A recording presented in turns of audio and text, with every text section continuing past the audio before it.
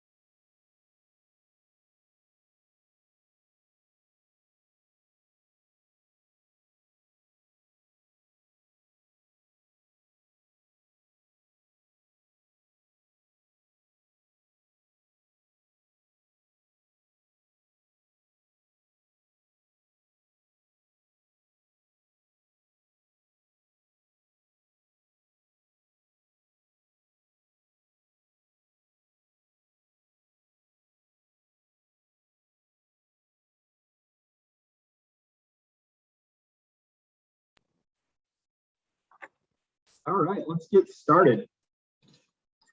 Good morning, everyone, and welcome to the August 20th, 2021 meeting of the virtual meeting of the Zoning Board of Appeals. My name is Timmy Knutson. My pronouns are he, him, his, and I am the chairman of ZBA. Although we all know that the fall season in Chicago is as good as it gets, summer is coming to a technical close. As kids throughout the city are preparing to return to school, I hope that everyone watching this call has a chance to get outside, bike, barbecue, beach, and do all the incredible activities that Chicago has to offer. I think that we have a great meeting ahead today and one that won't require anyone to change their Friday evening plans. I'm going to knock on wood, and the rest of the board should be happy about that. Without further ado, I'd like to take judicial notice of the fact that on July 23rd, 2021, the governor of the state of Illinois signed a disaster proclamation declaring all counties of the state of Illinois a disaster area due to the COVID-19 public health emergency. This disaster proclamation is in effect until August 23rd, 2021. Thus, Section 7E1 of the Open Meetings Act has been met. Second, I'm making a determination pursuant to Section 7E2 of the Open Meetings Act that an in-person meeting of the board is not practical or prudent. Similarly, I'm also making a determination pursuant to Section 7E5 that because of the disaster declared by the governor, it is unfeasible for at least one member of the Zoning Board of Appeals or its chief administrative officer or its chief legal officer to be physically present at the meeting place, inasmuch as there is no physical meeting place. Third, this meeting will operate under the emergency rules governing the conduct of remote public board meetings and provisions for remote public participation, promulgated first by my predecessor and now by me, and which are posted on the board's website. In line with these emergency rules, today's meeting of the Zoning Board of Appeals is a virtual meeting that is being simulcast to the general public via live streaming. It is also being recorded. We have established these virtual hearings in keeping with the governor, the General Assembly, the mayor, and city council's goal to continue government functions while maintaining transparency and public safety. But there are technical limitations to this format that we must collectively manage, particularly with respect to the presentation of new evidence during a hearing, the ability for applicants and objectors to resolve objections or amend proposals during the hearing, and the participation of large numbers of people. As a result, any material presented to the board, whether by applicants or members of the public, was to be submitted in advance of the meeting. And in addition, everyone wishing to testify at today's hearing, whether on behalf of an applicant or in opposition, was required to register before today's meeting. For those who do not regularly appear before the board, I will go over a few things for all participating. Number one, we are operating under the emergency rules. So for all applicants, objectors, and their attorneys, if you did not send us your exhibits by the cutoff date and time, you will not be able to reference them. Number 2, all participants will be listed as attendees within the Zoom meeting until your matter is called. At that time, we will transfer you to a panelist. There will be a short switchover where you will lose feed, so don't be surprised by that. Number 3, once you are set as a panelist, please present your case. Board staff will be presenting the PowerPoint exhibits for everyone as we normally do, so you will not need to manage sharing of your screen.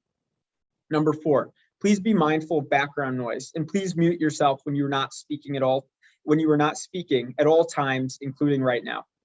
In addition, please note that we have a court reporter preparing our record, so it is important that 2 people do not speak at the same time. You might see me muting someone if that occurs. Number 6, if you are an active participant in this meeting, please do not watch the live stream. This will cause audio interference.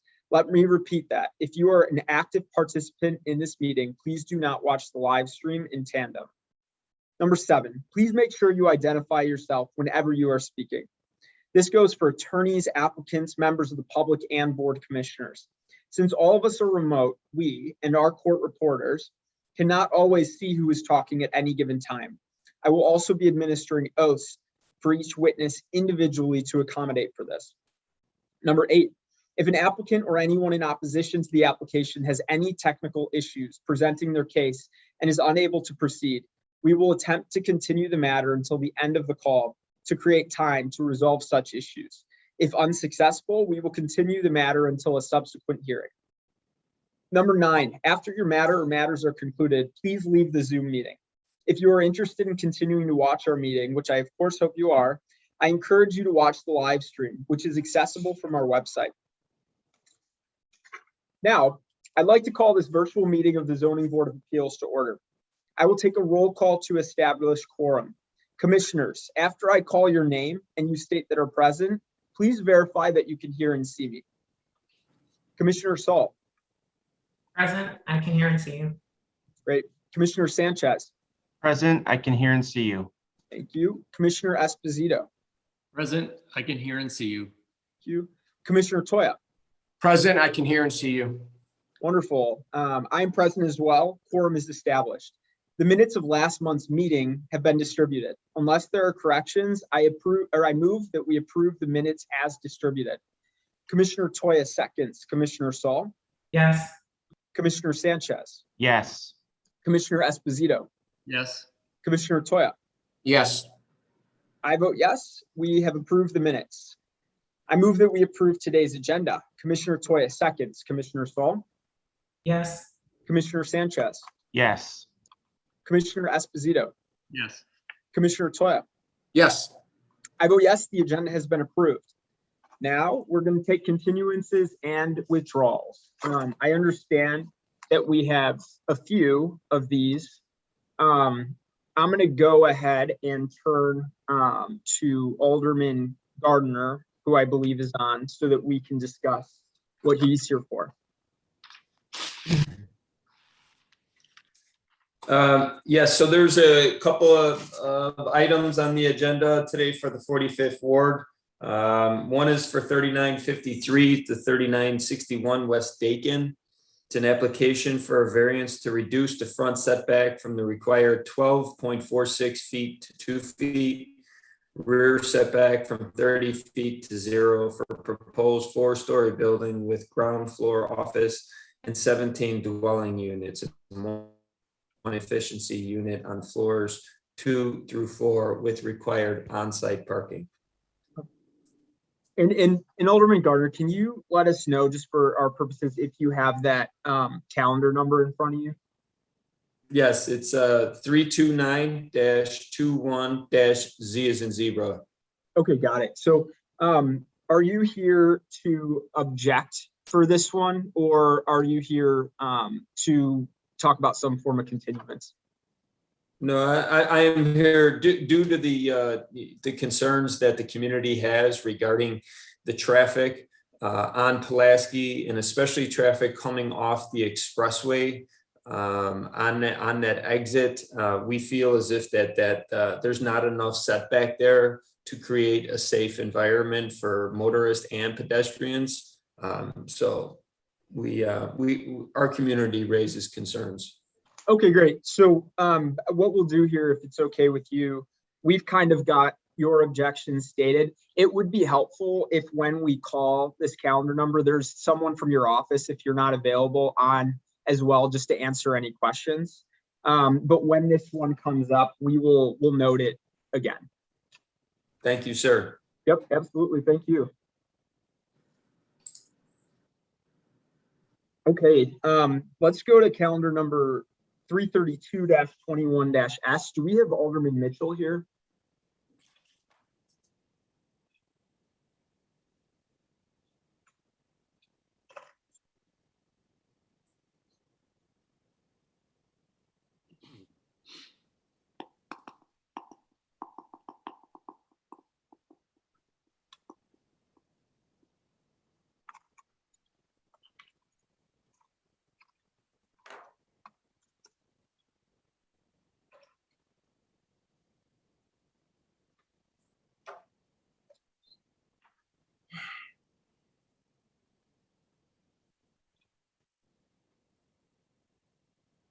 All right, 1 second, everyone.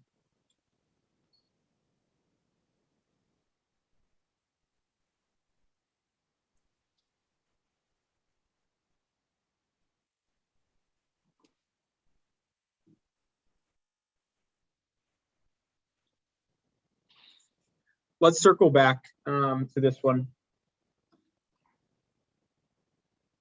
Okay, and now I'm wondering, is anyone here for calendar number 37-21-S and 38-21-S?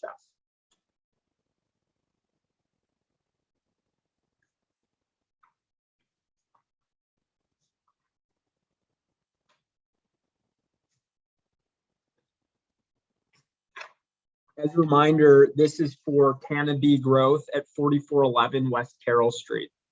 Good morning, Commissioner Knudsen. This is Karen Riley. Can you hear me and see me? Oh, I got to start my video. Sorry. Yeah, no, we can hear you, Miss Riley. How are you? Okay, good. How are you doing today?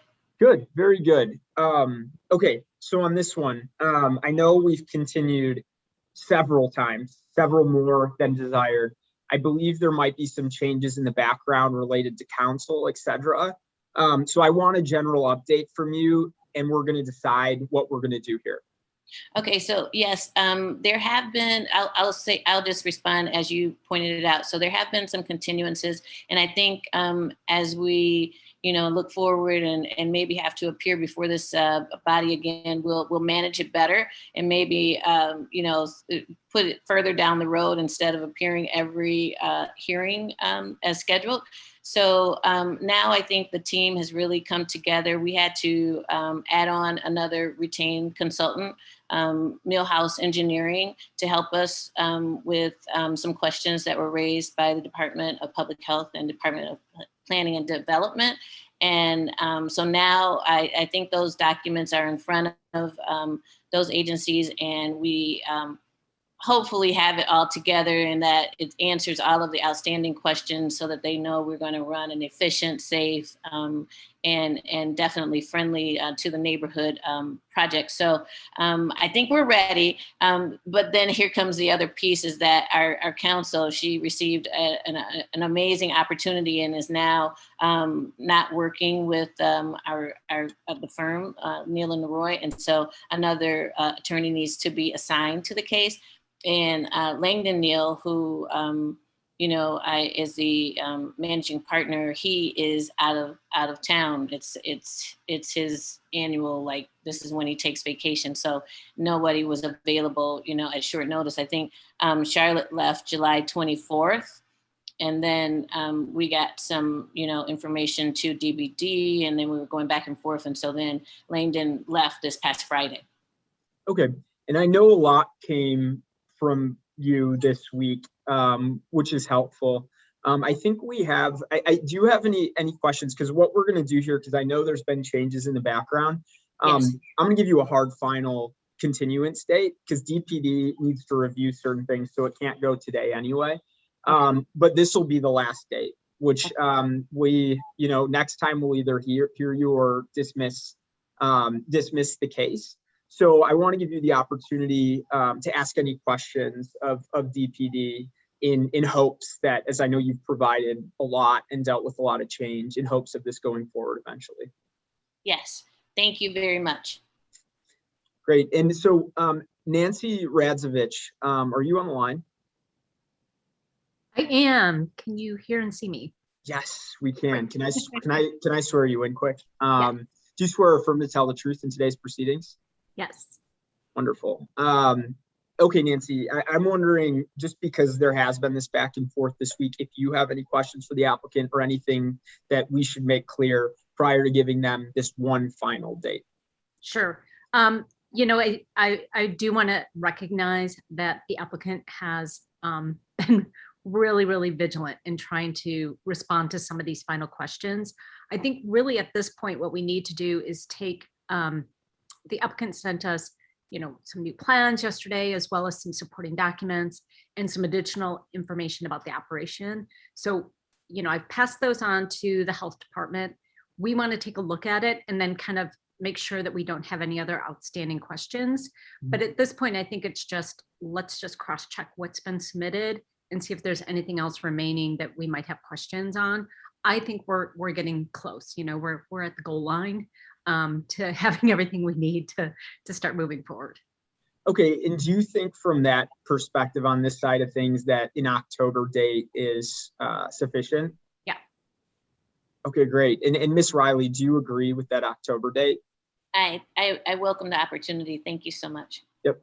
Okay, good. Then this is, again, for everyone on the line, this is calendar number 37-21-S and 38-21-S. And these will be continued to, I believe it's October 15th. Let me see.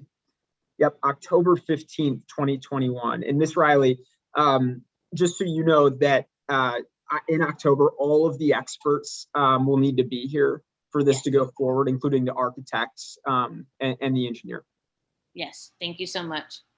Okay, great. Thank you so much. Enjoy your weekend. Thank you. I'm gonna go enjoy Chicago. Good. We're glad about that. Bye-bye. Bye.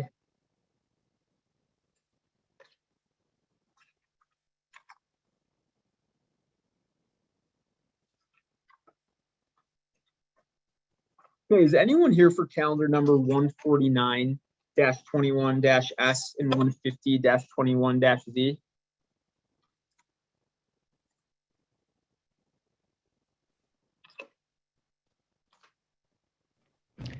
Good morning, Mr. Chairman. Can you hear me? Hi, Agnes. Yes, we can hear you. Good morning, Mr. Chairman, Commissioners. My name is Agnes Pleka. I'm an attorney with Law Office of Mark Kubik and Associates, and I'm here on behalf of Marine Drive Business, Inc. Page 7, case numbers 149-21S and 150-21Z. And Mr. Chairman, we had some new development on this case fairly recently. There were some questions about an alleged building line. So we've been working with the Department of Planning. They recently determined that the site plan has to be revised to address that building line. So the applicant actually has submitted a revised plan this Monday, and we're waiting for the Department of Planning to complete the review. So we're hoping that we are in the final stages of review, and we should have a final site plan soon. Okay, and we've got DPD on. Our concern here, which is why I believe we'll be dismissing it, is it's changed so drastically that it will need to be renoticed in order to be reviewed properly.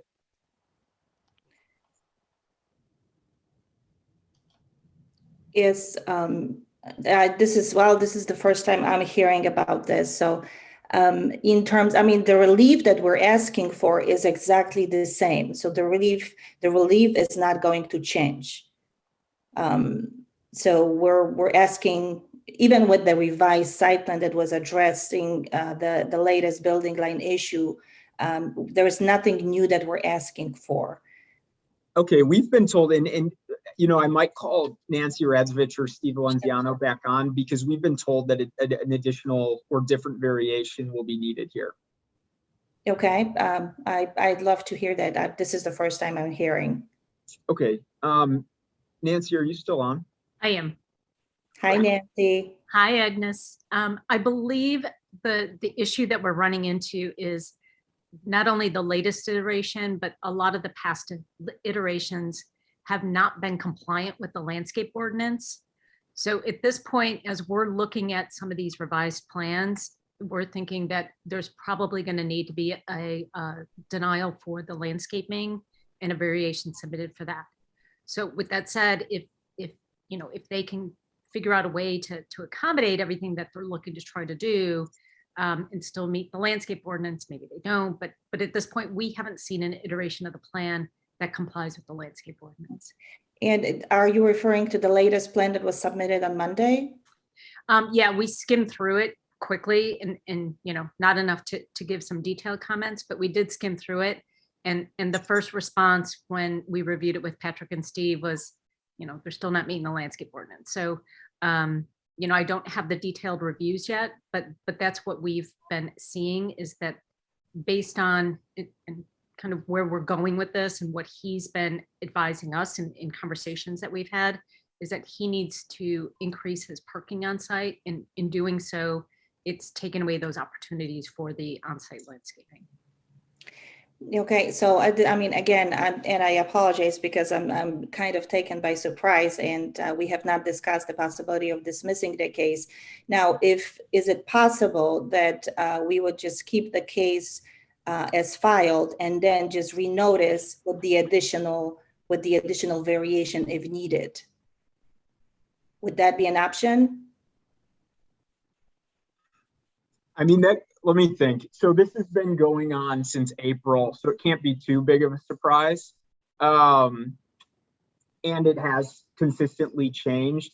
My gut is that it's cleaner here to just dismiss and refile. We need to make sure that the renotice is done in the proper way. Yeah, because my other gut is pushing the case to November, because we're about to see a backlog that we can't really just give these perpetual continuances. So Agnes, I think what we need to do here is dismiss the case and understand that you all will be refiling, and it'll be a clean application then. Okay, understood. Okay, so this is for calendar number 149-21-S and 150-21-Z. And again, the board is motioning to dismiss the case, and the case will be dismissed. So thank you very much. Thank you. Okay, I want to circle back to calendar number 332-21-S. And this is at 2602 East 79th Street. Do we have the applicant on for this? It would be Toyin Amalasho. Yeah, hi, good morning. Good morning. My name is Toyin Omolasho. So I want to open a breeder shop of Tiwa African hair braid in 2602 East 79th Street. Great, thank you, Ms. Amalasho. So we have had, I just want to explain to you, we've had a request from Alderman Mitchell to continue this so that you are able to chat on the process. Have you had any contact with the Alderman's office to date? Yeah, I've already made an appointment with the Alderman, so okay, I'm about to go there to make an arrangement with him. Okay, so the appointment is coming up. Yeah. Okay, that's good. That's good that at least it's already been made. What we're gonna do here, because of the Alderman's request for continue so that you can meet, is we're going to continue this. And let our staff know any questions, but because you're representing yourself, you'll need an expert witness now that it's that the Alderman is asking for a continuance. So reach out to us if you have any questions, and we are going to continue to October 15th, 2021. Does that date work for you? Okay, yeah. Okay, perfect. Thank you very much. And thank you. again, for the record, this is calendar number 332-21-S. Will be continued to October 15th, 2021, and no further notice will be given. Yeah, thank you. Enjoy your weekend. Bye.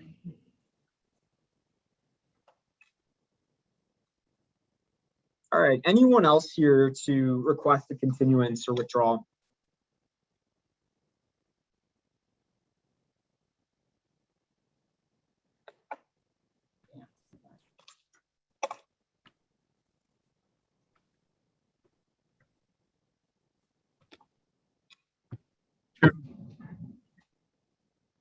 This is Nick Fatikas. Good morning, Counselor. Would- I'm here Yeah, go ahead. on page 4, item 33621S. And I believe the department was recommending a continuance. There was an issue with the landscaping and the final site plan. Nick, will you remind me that number again? I'm sorry, 33621S. The subject property is 11100 South State Street. Yep, okay.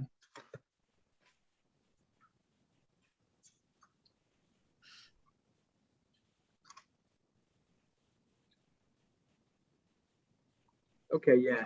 So, is I'm not sure if staff had made any comments to your office, but I spoke with Nancy yesterday, and the decision was to continue it to work out these final remaining issues. okay, great. And Nancy, I see you there Yes. with your hand up. So go right ahead. Yeah, the issue right now, the main issue, first of all, is that the landscape plan is not code compliant, the current landscape plan. They're still working on making revisions. It's something that they can, I think, easily address. It's just, we ran out of time. You know, we were waiting for the revised plans. There's also another issue with one of the access points that we're working through with the applicant. So because, you know, primarily because the landscape plan is not code compliant, you know, it can't go forward until that happens. But when we spoke yesterday, when I spoke yesterday with Nick, we agreed that it would be best to continue this so that we can work through the one remaining issue with the access and then give them time to address the landscaping issues.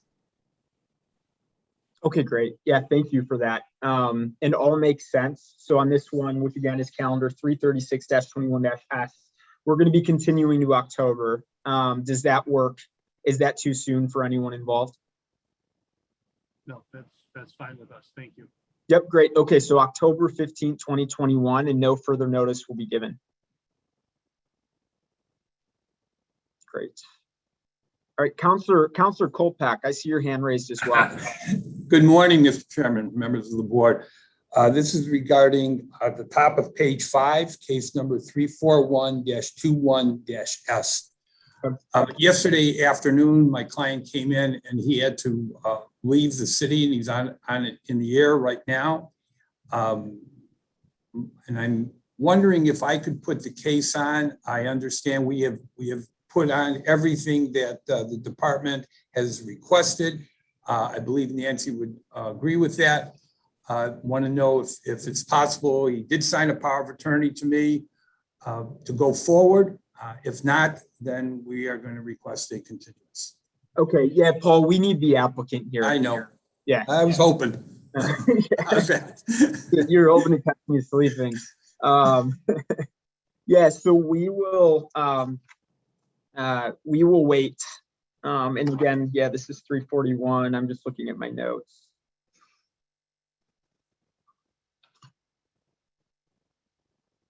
Okay, so October 15th, 2021 is when we are continuing people into. Again, for everyone, this is calendar number 341-21-S, and it will be continued until October 15th, 2021, and no further notice will be given. Thank you very much, Mr. Chairman. Yep, great, thank you.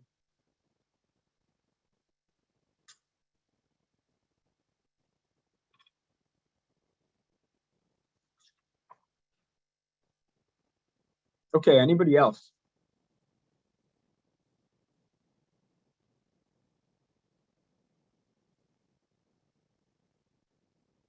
Okay, for calendar numbers 344-21-Z and then 345 and 346-21-Z, is Counselor Tom Moore here?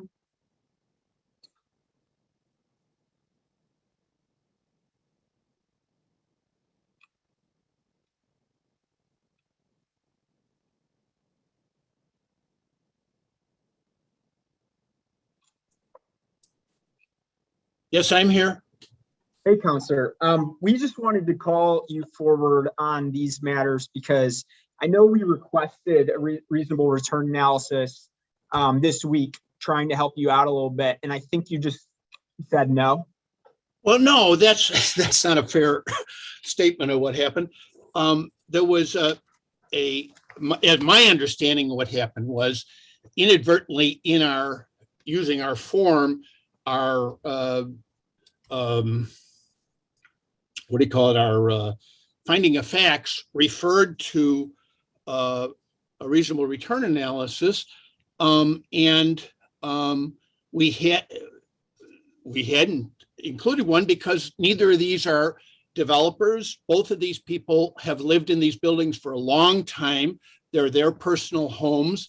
They also have, one of them has 2 apartments, one of them has some other apartments, but in both cases, one of them is just bringing a garage into compliance that he had permits on, and we'll explain that in the case.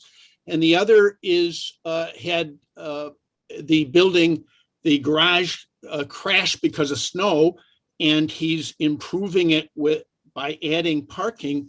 Neither have anything to do with a return analysis. Both are improving their own property that they live in and making it more livable for them and the other people living there. It's not a developer situation. It's not. Counselor, I'm going to cut you off though. So they're making a return on these properties, correct? There are people living in the properties that are paying them money and they're making a return. In fact, I think 345 is owned by an LLC. Well, it may be, but it's not about, Yeah, so what I'm asking here is just because it is such a simple sheet. It's a very simple sheet, is especially when we request, we're just trying to help you out ahead of time so there's no problems come the meeting, that you just provide it. Like we can debate what the definition of developer is for our board, but I don't think it's practical or expedient for when we show up here. Well, first of all, excuse me, I didn't understand you were requesting it. I understood that that there was an inadvertent so I totally misunderstood the communication. I thought it was just, oh, where is that we had referred to it and where is it? And my answer was our referral was inadvertent. We never intended to have one. So I totally misunderstood that you were requesting it. Okay, totally fine. Going forward, please provide those on any property where there's a return being received. So we'll see you and we'll just walk through a reasonable return analysis when we hear those matters. And I just wanted to bring that up now. Okay, I'm sorry for the miscommunication. I didn't understand you were requesting it. I totally misunderstood the communication. Okay, great. Thank you. Thank you. Okay, and also, is Counselor Fatikas still on?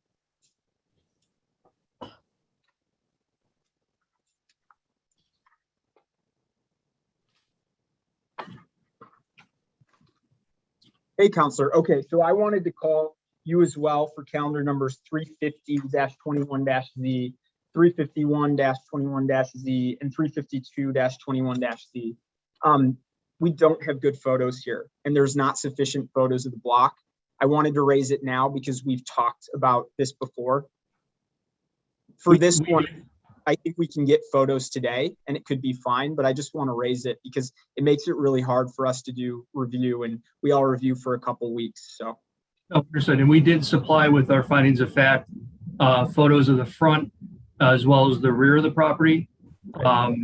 And we also, as just because it's an existing one-story building, photos of when we posted the public notice sign also show existing conditions on the property. So I think there should be at least 4 to 5 photos as part of the findings of fact submittal.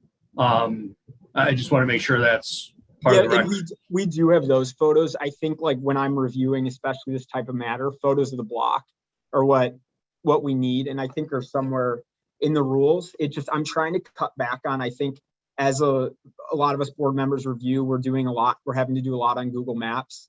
And our independent research shouldn't be a part of it. So I just wanted to flag that for you.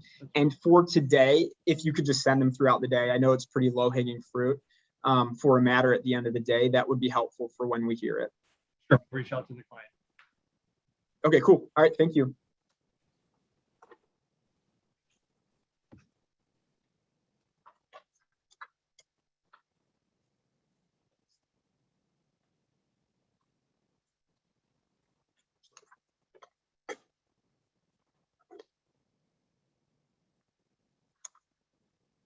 All right, thank you, everybody.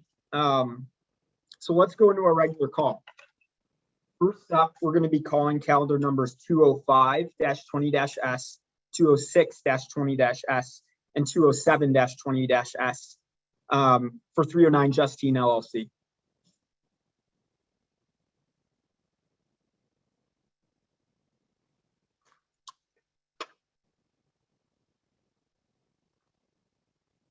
So Paul Montez, let us know when you're ready.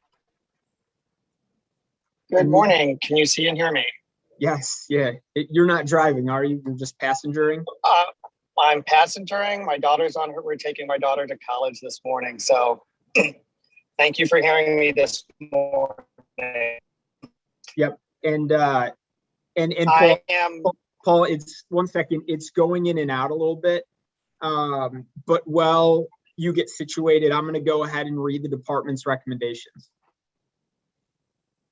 Okay.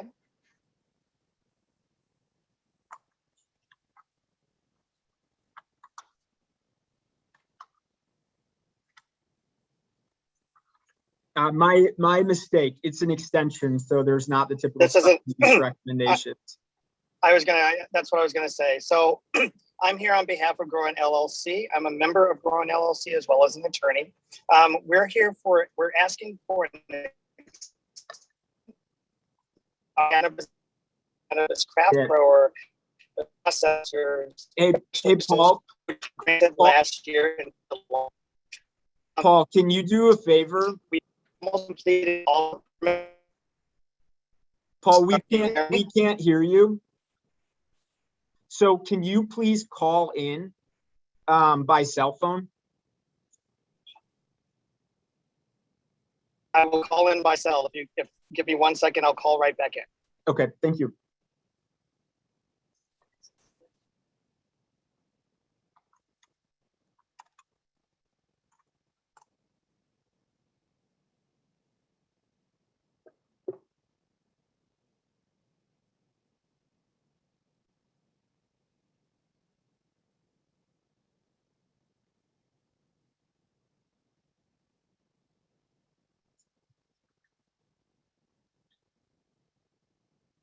Thank you again, everyone, for your patience. One day we're going to be in person again, and this will not be an issue.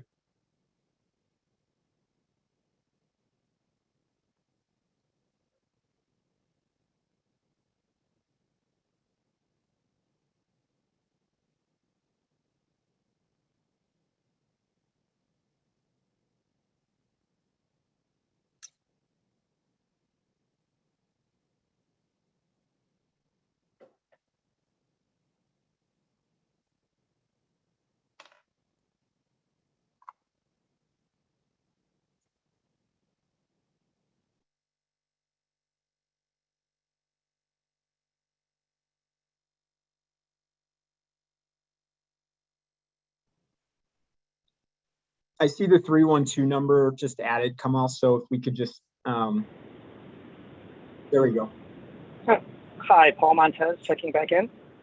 Yep, Paul, this is better. So go right ahead where we left off. Or if you actually, where we left off is really the exact beginning of when you started, because we couldn't hear anything. All right, so I'm here on behalf of Groen LLC as a member as well as an attorney, and we're here to request an extension of our special uses for both a cannabis infuser, cannabis craft grower, and cannabis processor. Grown LLC has been and almost completed their permitting process, and we are at the last end of our process. Our application was actually granted last year in July, so we just need an extension to be able to move forward with completing our permitting process. And how long do you expect the rest of the process to take? We're at the final approvals, so we're basically ready to move forward. The only thing that we're waiting for is a license to be issued from the state of Illinois. Part of the licenses that were actually issued, there were only 40 licenses that were granted in this first round, of which 32 were actually, at this point in time, have been fully noticed and have been taken. So we're anticipating that we should be part of the next group, which will definitely happen before December, but could happen at any time. So literally, we're at the last end of the permit, and we've gone through all reviews, and we're ready to actually proceed with getting our actual final permit. Okay, great. And will you remind me just how long this extension would be applicable for? If we could get 6 months, that's all that I believe that's all that we need, because there's a guaranteed drop dead date from the state of Illinois, which will be December 21st. Yeah. And we just want to make sure that we have enough time to get everything in line and then get our ducks in order. That's all we need. Okay, great.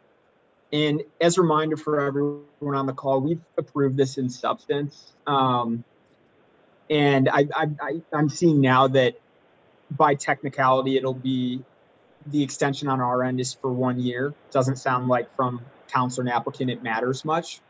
But any questions from the board on this one?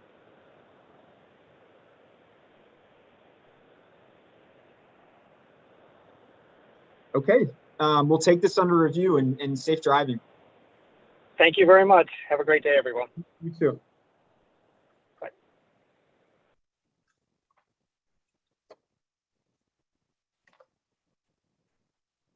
Okay, we're now going to call calendar number 322-21-S.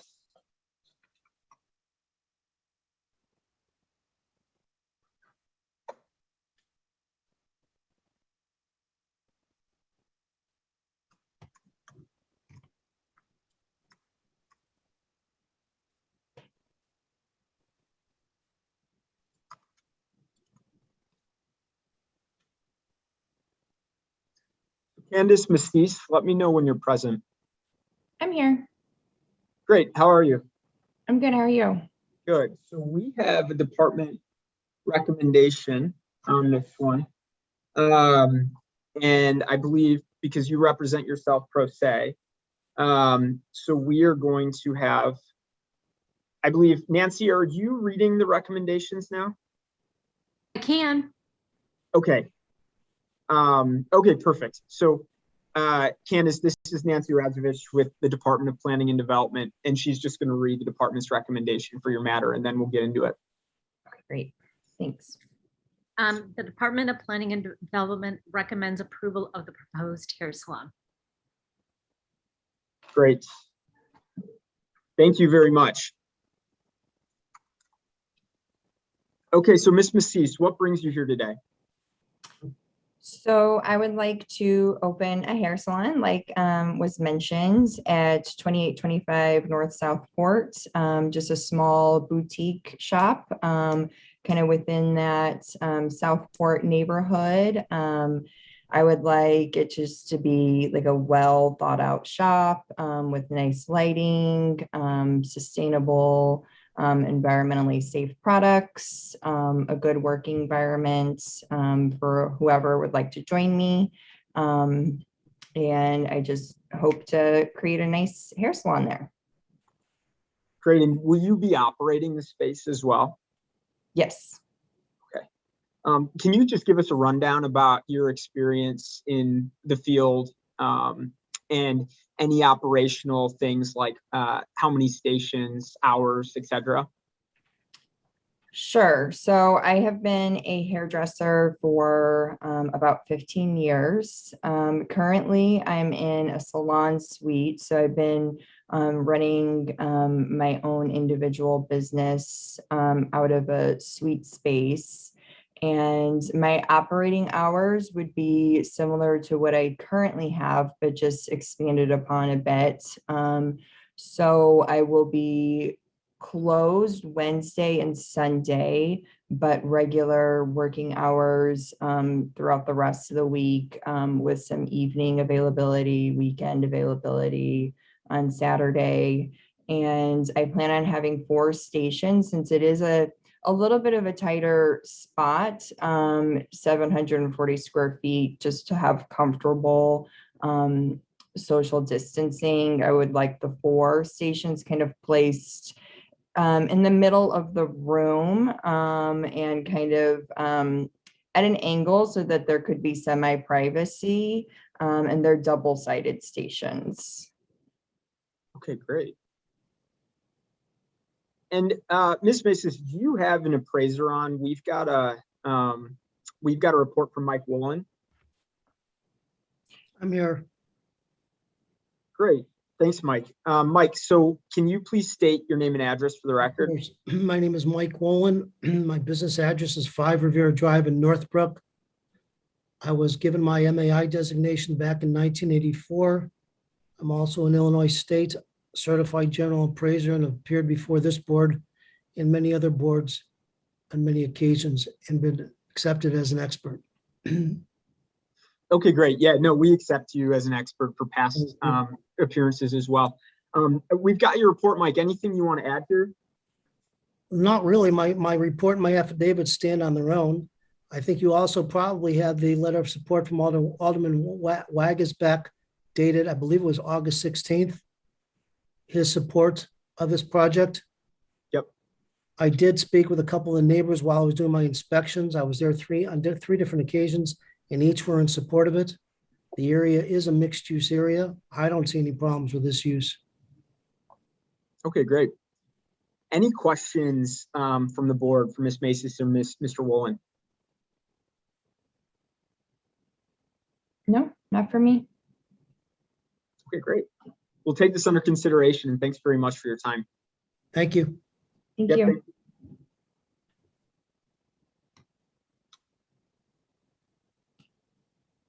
Okay, next up, we've got calendar number 23-21-S.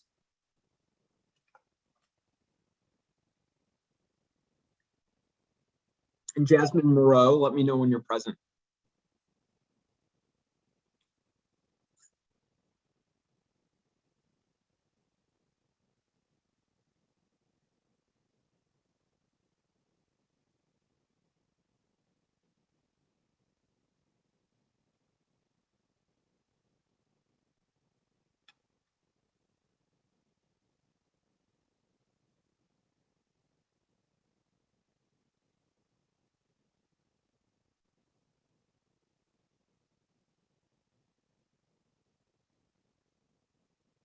There they are. Jasmine, let us know if you can speak. I see you popped up on the. Jasmine Merle here. Hi, will you please state your name and address, please? Yes, we're at 3905 West Belmont. Great. And do you swear or affirm to tell the truth in today's proceedings? Yes.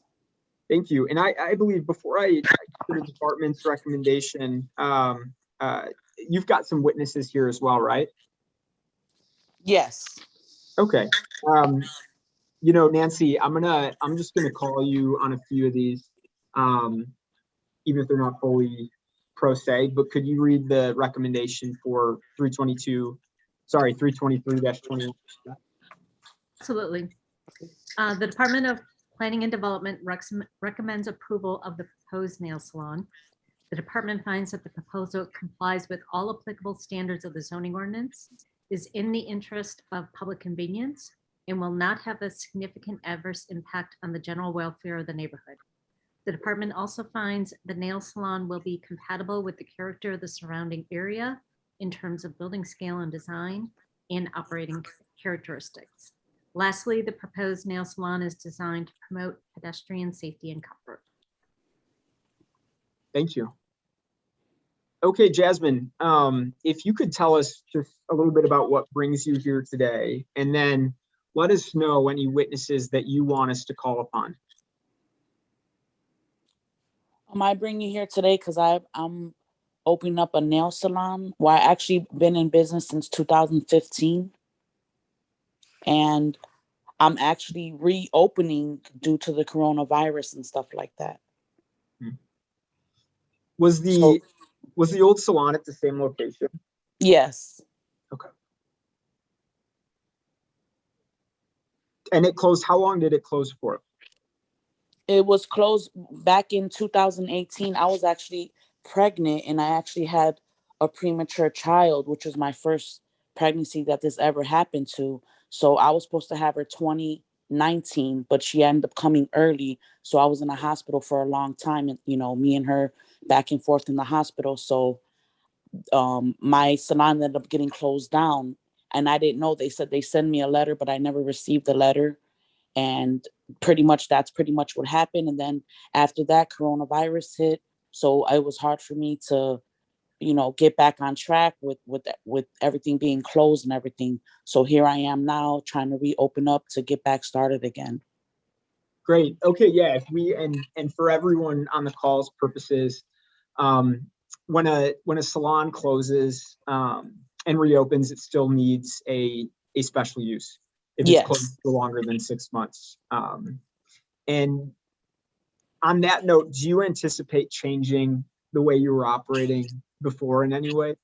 Not at all. The same setup is the same. Everything, pretty much the same, just more precautious with the safety and stuff like that. I have glass boards and stuff for my stations and stuff like that. And just pretty much that's it, but it's pretty much the same setup. Great. Okay, any questions from the board? No. And do you want to get any of your witnesses on? You don't need to, especially since it doesn't sound like the board has questions. Okay, that's fine. Okay, so I'll give the board one more opportunity, or else we'll move on. Any questions from the board? No. All right, we'll take this under consideration, and thank you so much for coming in today. Thank you. Have a great day. You too. Have a good weekend. You too. Bye-bye.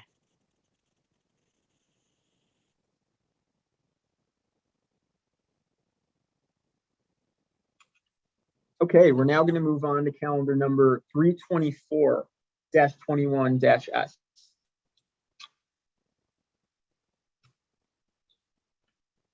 So Shannon Bisworm, let us know when you're present.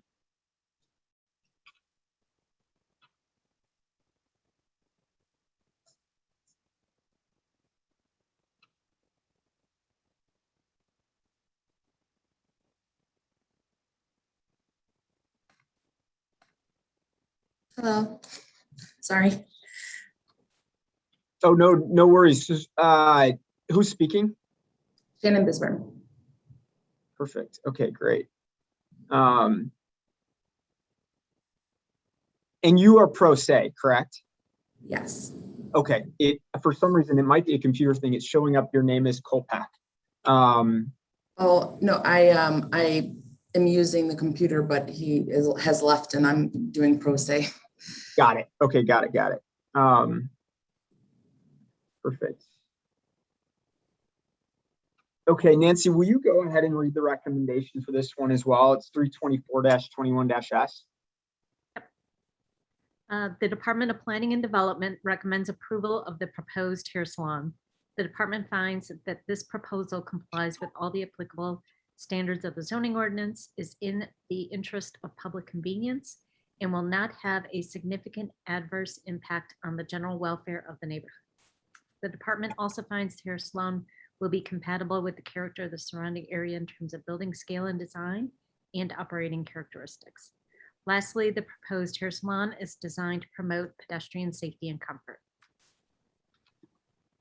Thank you much. Okay, Ms. Bisworm, will you tell us what brings you here today? Sure.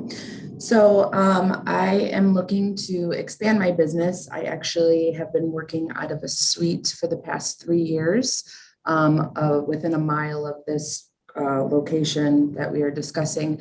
So I'm looking to expand my business and open a barber shop, 5 chairs, and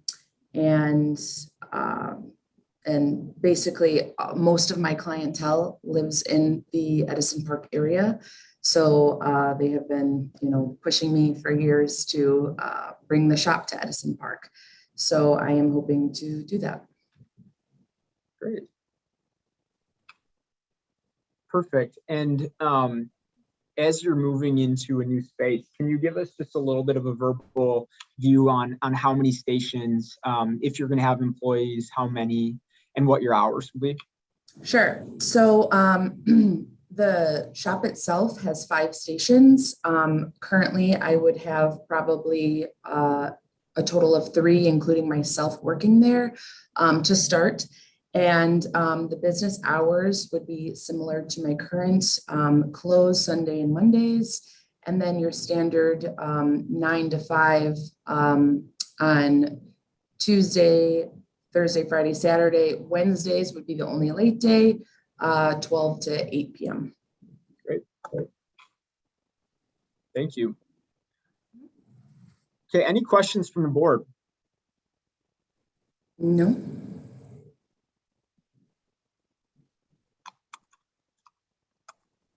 All right, Ms. Bisworm, we'll take this under consideration, and I thank you for your time. Thank you so much. Appreciate it.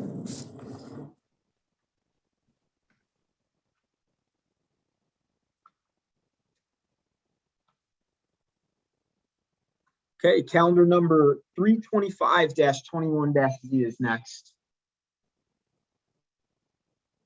So Aditi Ramani, let us know when you're present.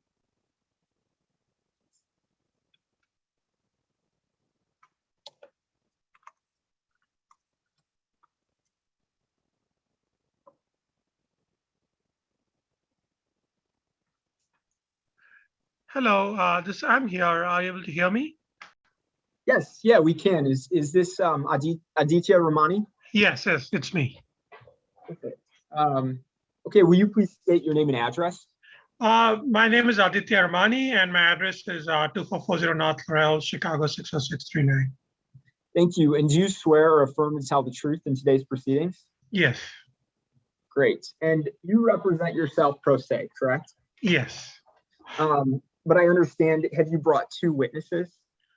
Well, so we initially had my architect and project manager, but my architect had a scheduling conflict, so my project manager has joined the call. But hopefully, I'm able to address most of the issues with the case, and he can chime in if necessary. Okay. Okay, great. Okay, great. Yep. Can you give us, especially because it's a pro se variation, can you give us a bit of an overview of what you're asking, the history of the project, and what the variation is looking for?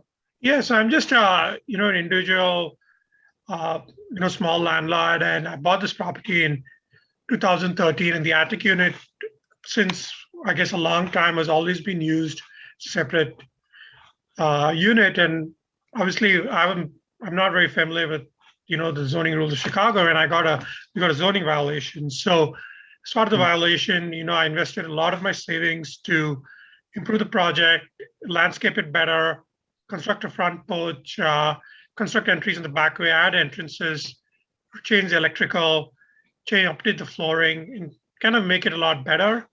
And also I worked with Alderman Ariel Laboria to update the zoning from RS3 to RD3.5 as of January last year, or maybe the year before. I guess with COVID, it's all like a little muddled. So I did that, and really the one hindrance, obviously, as you can see, the original foundation is the same. It's not a tear down or anything. It's just bringing the entrances existing, all the safety issues, all the quality and structural aspects, to code and improving the property substantially. But the main hindrance is the backyard, which dates from the original construction, and it's about, as you can see, it's the width of the lot, and it's probably around 6 feet. It's about 180 square feet. And I know the zoning code has a requirement of 300 square feet. So we spoke to the department, and initially they said administrative adjustment, but then they recommended that we do a variation. So that's what brought us here. So on the block, there are other buildings that are set back. Obviously, it's an older building, so it may not be completely in line with all other buildings, but the other buildings in the block which are also set back, but they may not be set back the same. Each building is slightly different because it's not like a cookie cutter construction across the block.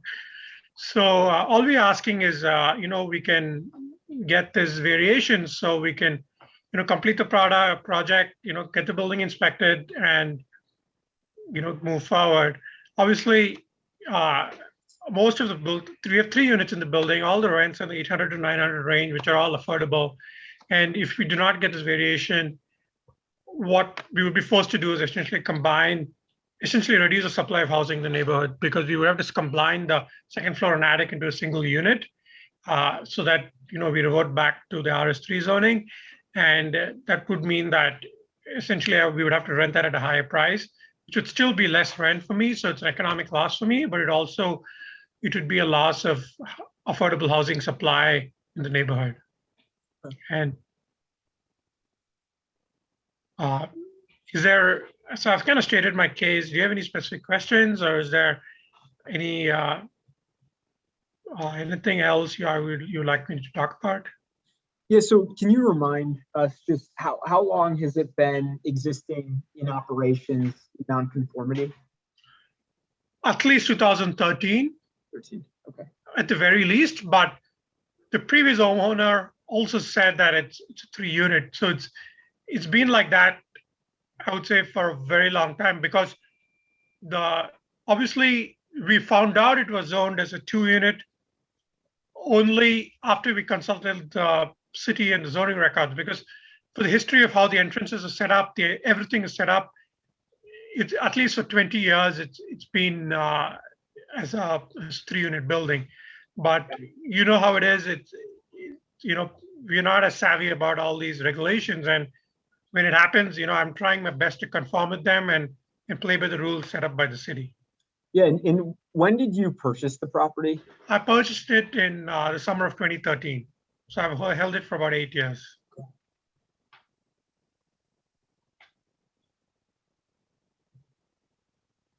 Okay, so when you purchased it, was it set up like this, 3 units, or did you do Exactly. No, I didn't do any construction. I didn't do any.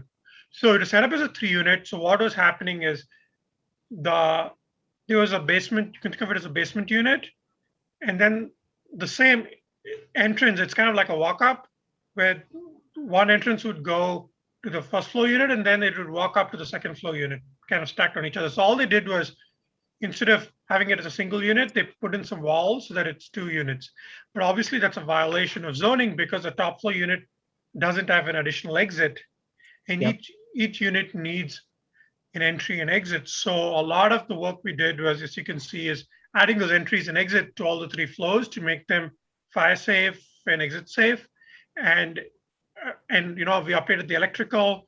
We at least try to do things from a safety and quality of life point of view, and the rents are also still, I would say, in the lower range of what it would charge for a 1-bedroom. So, and the goal is to keep it that way, because we want to attract tenants who want to stay with us. But something I cannot change is the original setback on the barrier, and there's really no way we can change it. So it's a little frustrating. Yeah, I get it. So it's looking for as-built permits to ensure safety. Okay. Any other questions from the board?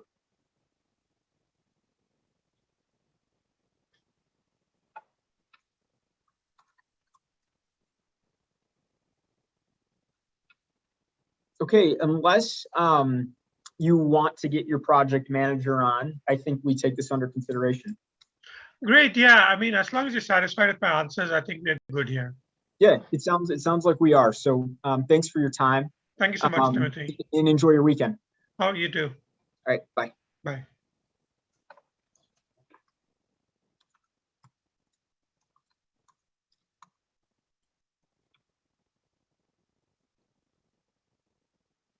Okay, let's go to calendar number 326-21-Z.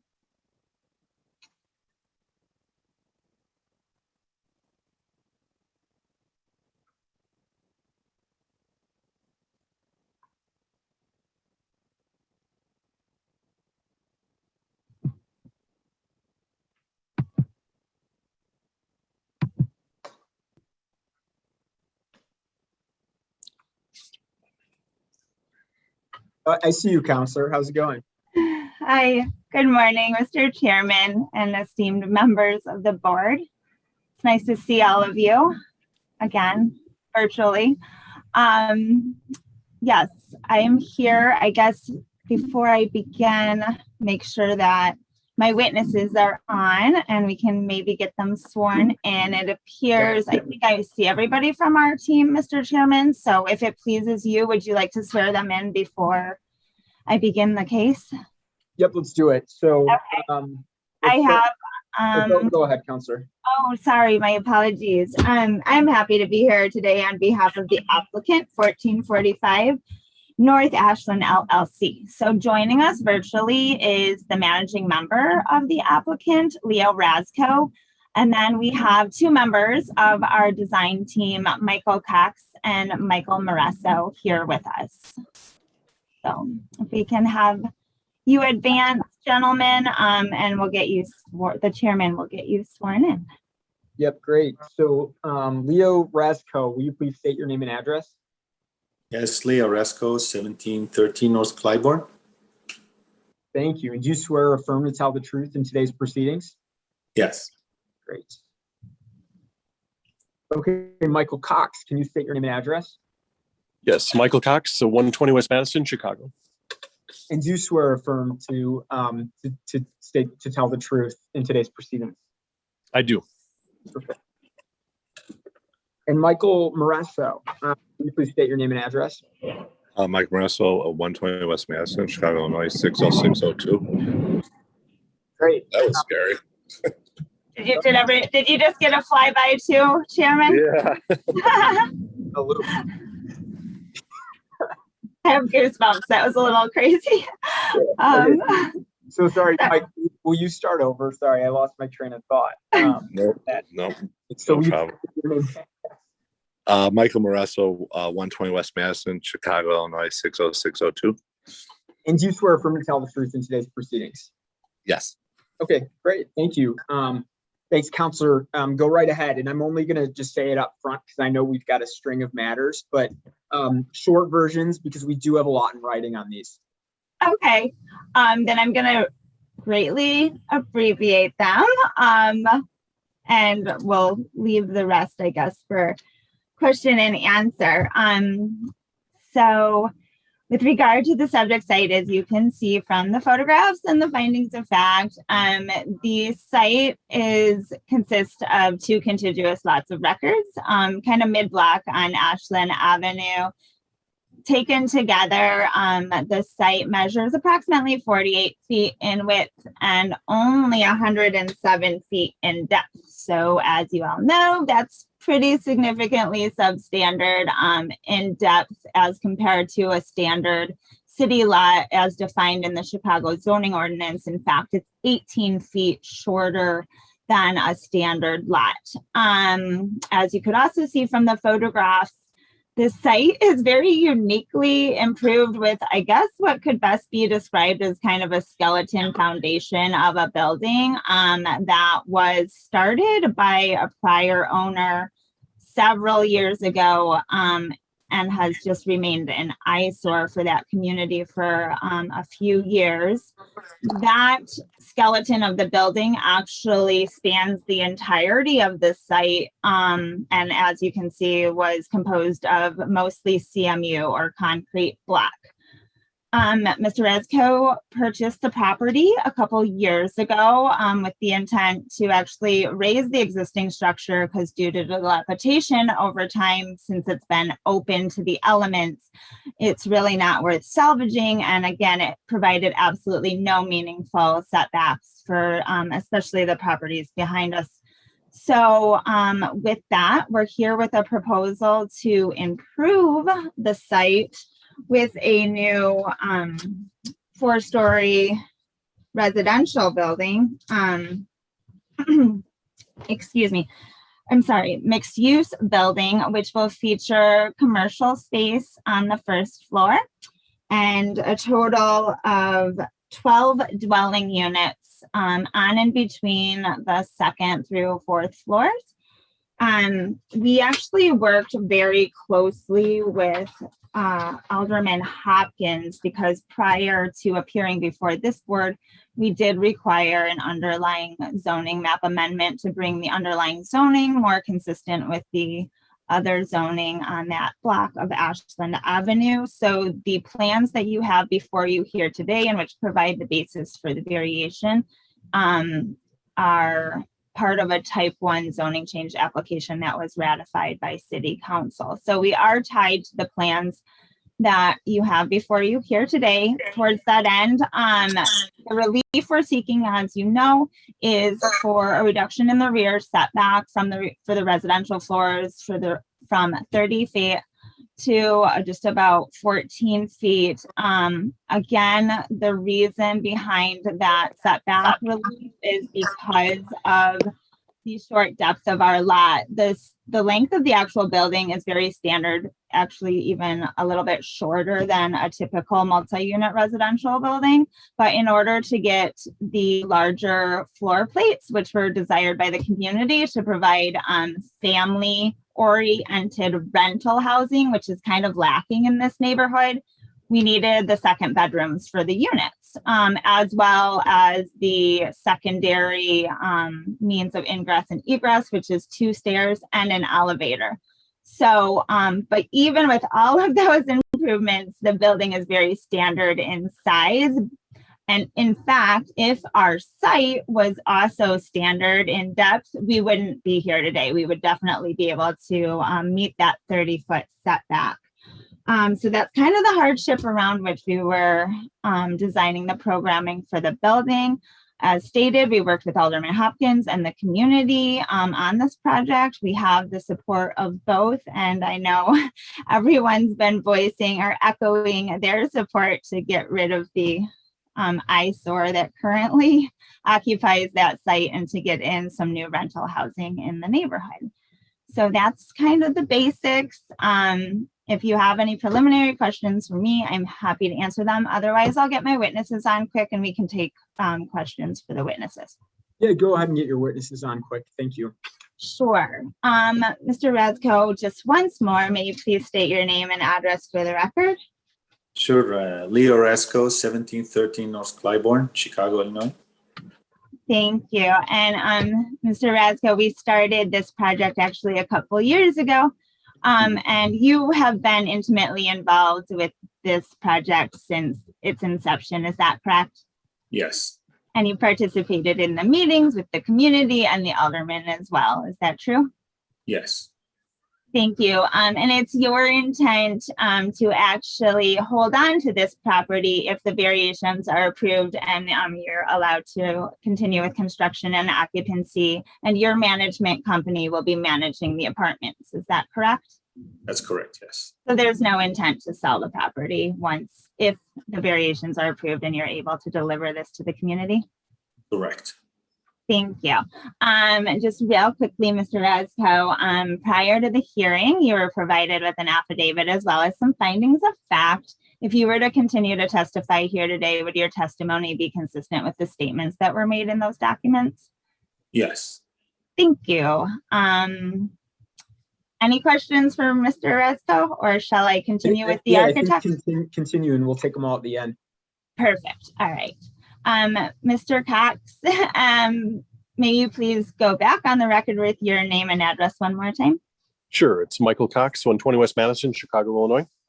Thank you. And you're a licensed structural engineer here in Illinois, is that correct? That's correct. And you've appeared before this board on several occasions in that capacity, is that right? Yes. Thank you. And you were retained by the applicant to design the programming for the new proposed mixed-use building at the subject site. Is that correct? Yes. And due to the residential nature of a portion of the building, you are strictly required to adhere to a 30-foot rear setback for those upper floors. Is that correct? That's correct. But due to the significantly substandard depth of the lot, you had a difficulty adhering to the 30-foot setback and still providing functional floor plates for the dwelling units. Is that right? Yes. And towards that end, you as well have been involved in, you and Mr. Moresso have been involved in the community review and outreach with the alderman throughout the progression of this project, which started about 2 years ago. Is that right? Correct. Thank you. And most of the buildings on this particular block of Ashland Avenue are quite similar in scale and configuration. Is that true, Mr. Cox? Yes. In fact, the two adjacent buildings are also 4 stories in height and spanned actually deeper than our building. Is that correct? Yes. Thank you. So is it your professional opinion that the proposed new mixed-use building as it is programmed is consistent and compatible with the other improvements in the area? It is. And is it your further opinion that above and beyond that standard for a variation, that the proposal meets all of the other standards and criteria for a variation as set forth under the current zoning ordinance? Yes. Thank you. And just lastly, once more, if this lot was standard in depth, you would not require the proposed single variation for the rear yard setback. Is that true? That's correct. And still, this building is quite standard in size with regard to other multi-unit buildings. Is that also correct? Yes. Thank you. And then just very quickly, lastly, you too were given an affidavit and findings of fact prior to this hearing. If you were to continue to testify, would your testimony be consistent with the statements that were made in those documents? Yes, it would. Yes, it would. Great. Oh, and then lastly, just real quickly, beyond the rear yard setback relief, the proposed building meets and actually exceeds all of the other standards, bulk standards and criteria under the current zoning ordinance with regard to FAR, height, density, and the other setbacks. Is that right? That's correct. Thank you. That's it. Let's keep it moving, Counselor. I know it was an attempt at streamlining, but we have a lot of that kind of yes, no stuff in the application, and there's no objector here. Okay, sorry. So go right ahead. So that's it. I'm sorry. We have that's concise. We'll stand on the findings, the affidavit, and the testimony that's given, and we are super happy to answer any questions. Perfect. Okay, any questions from the board? Yeah, this is Commissioner Toya. I have a few questions. So, as you mentioned, it's a substandard lot compared to the rest of the city, but in this part of town, Counselor, isn't most of the lots kind of substandard? I know this part of town pretty well, and I think most of them are substandard in this part of the city. Is that true or not? Yes, that is true, Commissioner Toya. And in particular on this block, all of the other sites are. And as you'll also note, because of that condition, all of the buildings are also long or appear to be longer or occupy more depth on the lot. Right. So most of those buildings have come in before to get a variance as well. Is that true? The ones that were developed? Yes. No? Yes, several of them have come in for variations. Others are actually non-conforming, probably just grandfathered in under a prior ordinance. Okay, that was my first question. My second question, you said you work with the alderman. You mentioned that at least 3 or 4 times, which is good. And you said a community group, but the community group was kind of broad. Was that a neighborhood group? Was it a block club? You didn't name the community group. So I want to get my head around, you mean, because that's broad, community group. Usually you'll say, like it's Lakeview, you'll say I work with the Hawthorne neighbors or something like that. What is the community group you work with? Yeah, and so I apologize if I said community group. I thought I said community, but you're probably spot on if I did mention a community group. Sorry. There was no organized group for this part of Ashland. So what the alderman had us do was reach out to the neighbors and residents in the neighborhood. He also did, and his staff did, some outreach as well. And then we did have a community meeting as well. And that was And how just many open. people, how many open to the people public. showed up at that community meeting? There was about 12, and that was back when pre-COVID. So it was a live meeting. I feel like we actually get better attention or better attendance now that they're virtual. But we did have 12 people, and all of them lived in the immediate area and on the block. So I will say that it was representative of the most impacted representatives from the community. And did you put that, did you give that list of the people that showed up to that community meeting to staff? I don't think I did. I'm happy to do so.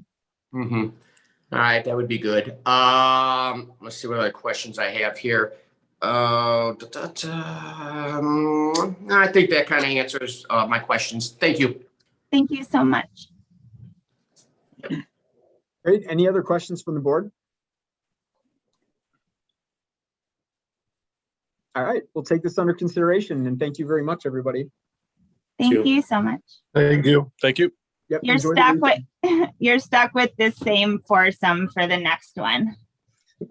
Okay, so no one's leaving. We'll go right into calendar number 327-21-Z.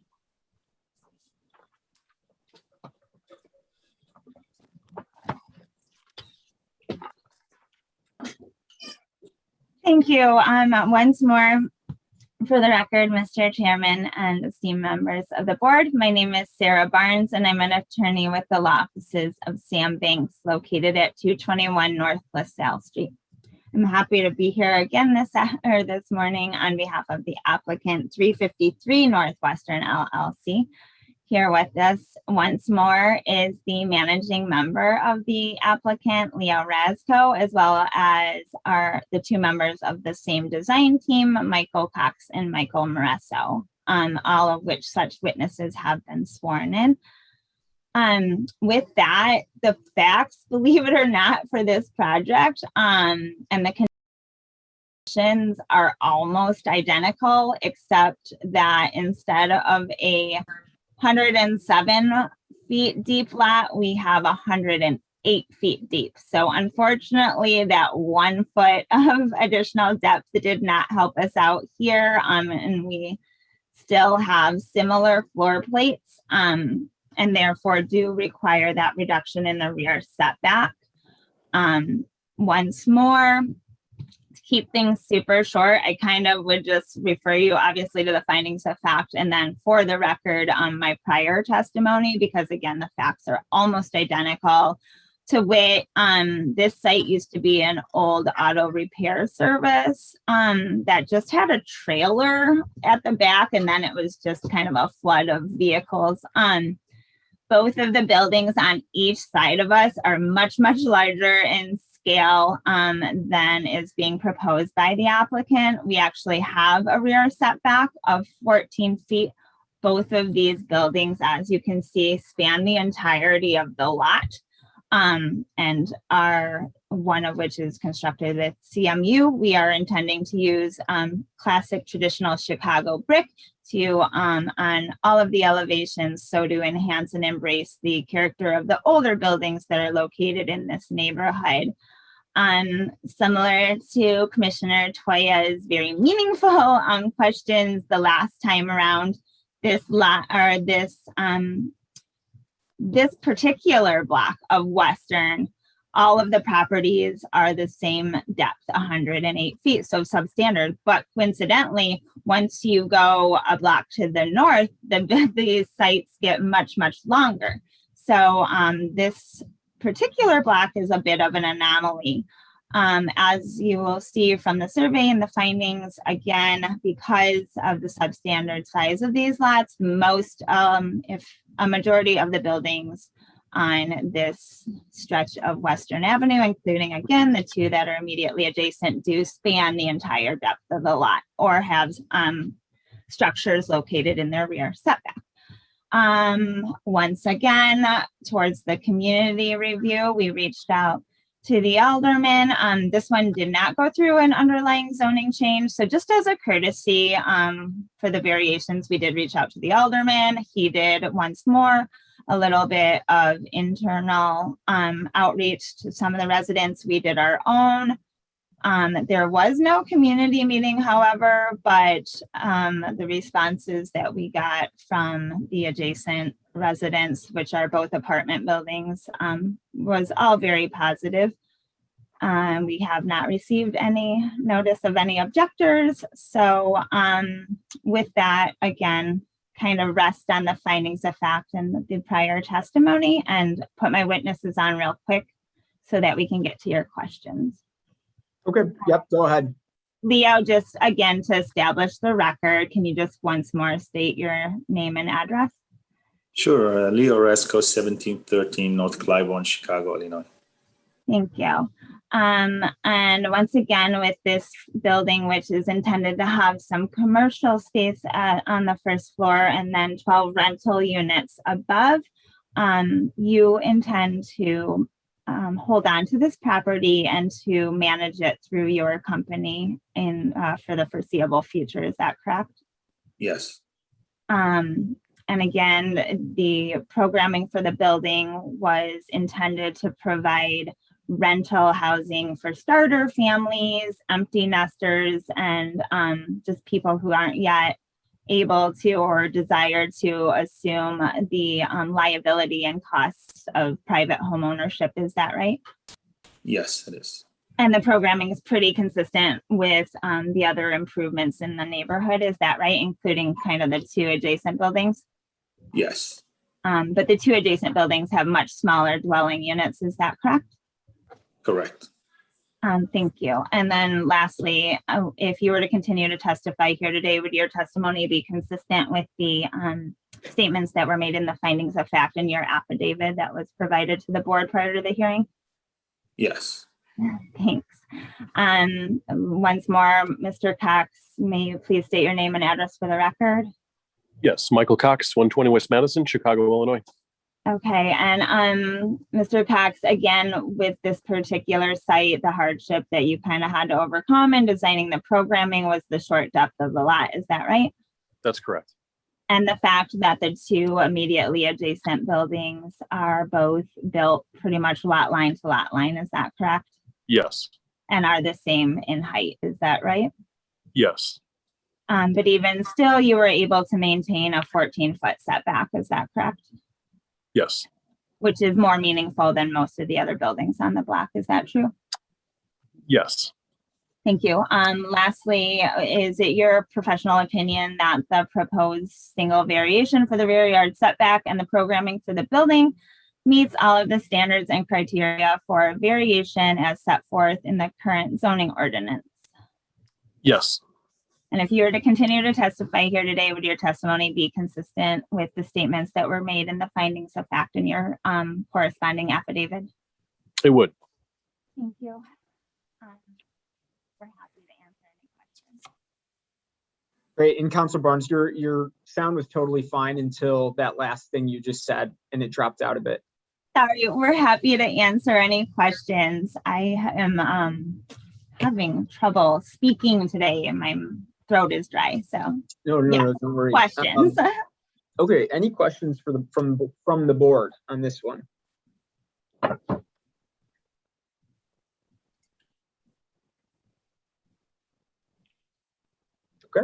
we'll take it under consideration. Thank you very much, everyone, for your time. Thanks so much. Thank you very much. I think we're done with this group, so have a good weekend. You too. You as well. I'm sticking around. Yeah.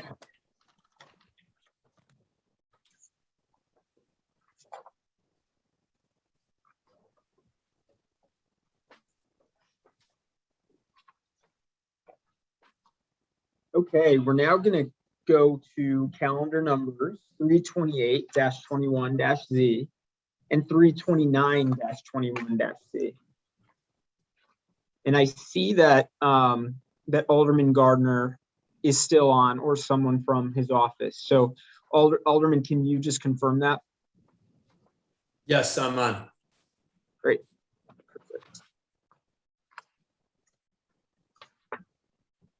All right, and for this one, we spoke to the Alderman in the continuances period, and he stated his initial objection to the matter. So we're gonna run it like a contested matter.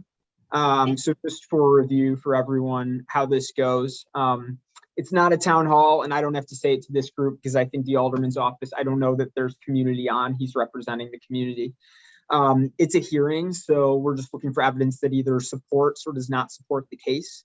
We're going to start with the applicant that will put on the case and all their witnesses. Then we'll turn to the Alderman's office, and they can put on their case, state any opposition, and ask questions of the applicant's witnesses.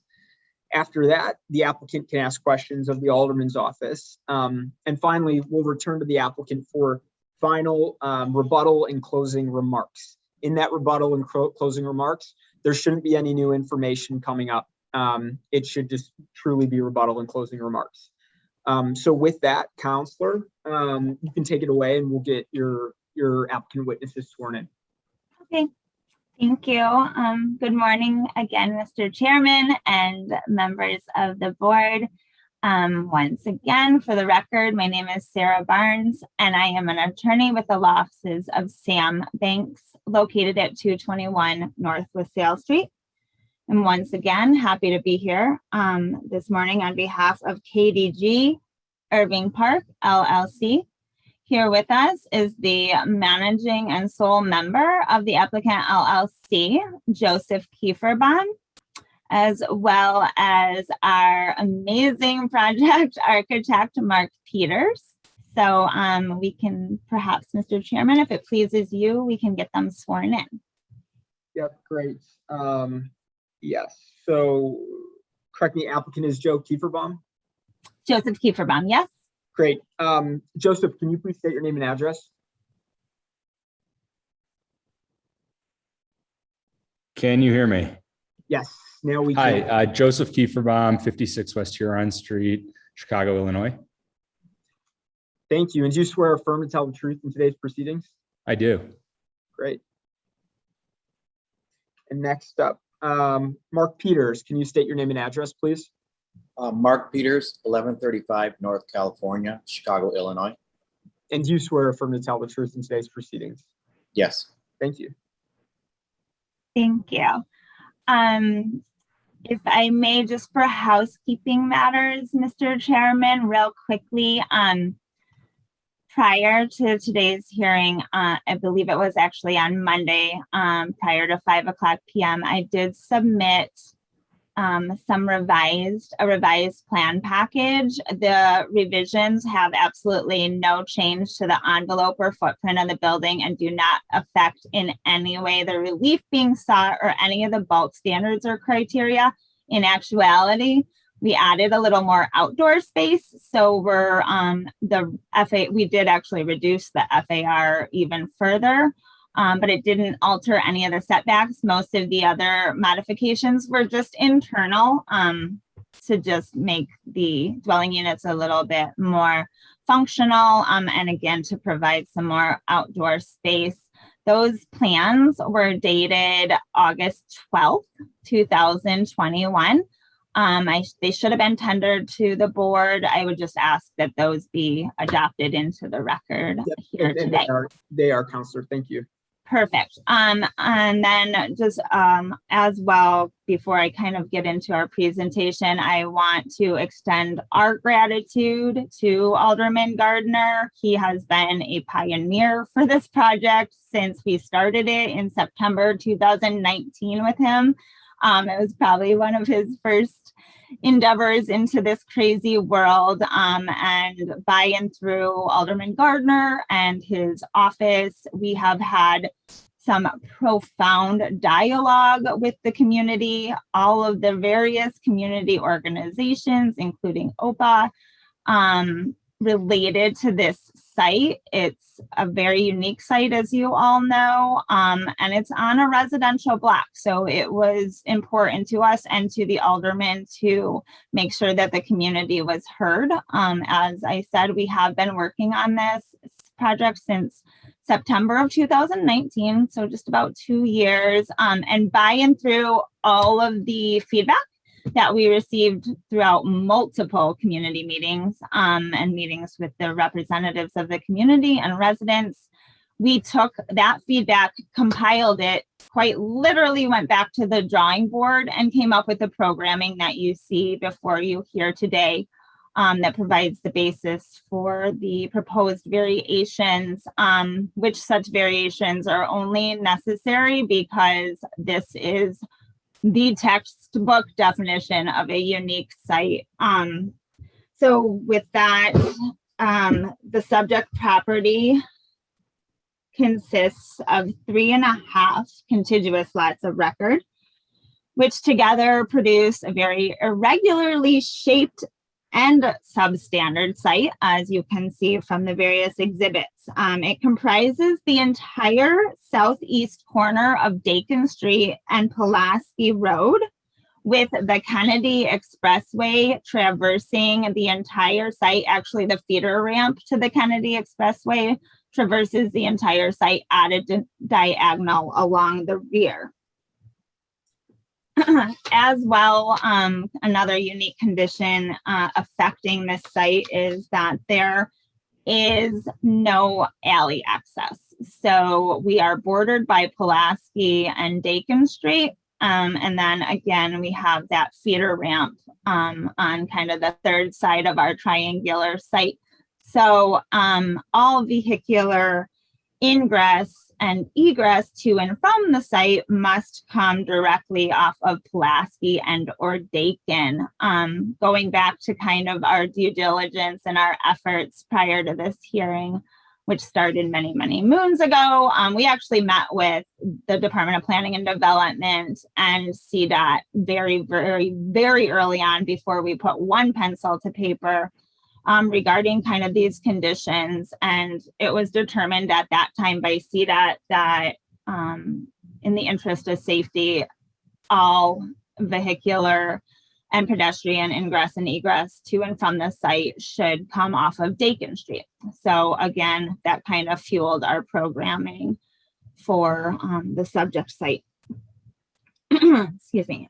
To give you an even better idea as to the awkward and frustrating situs conditions around which the applicant and Mr. Peters and his team had to work in creating not only a viable project, but a functional program for the site. The subject property has approximately 167 feet of frontage on Dakin Street, with a mere 28 feet along Pulaski Road. The east boundary of the site is just over 165 feet in depth at its longest point. However, because the property is traversed by the expressway at a diagonal, a majority of the site is just about 77 feet in depth. As such, for all practical and functional purposes, the buildable portion of the site measures just over 83 feet in width and just over 77 feet in depth. So you're again dealing with kind of a narrower and shorter lot or site when it comes to being able to build on the portion of the site that you can build on. Excuse me once more, I apologize.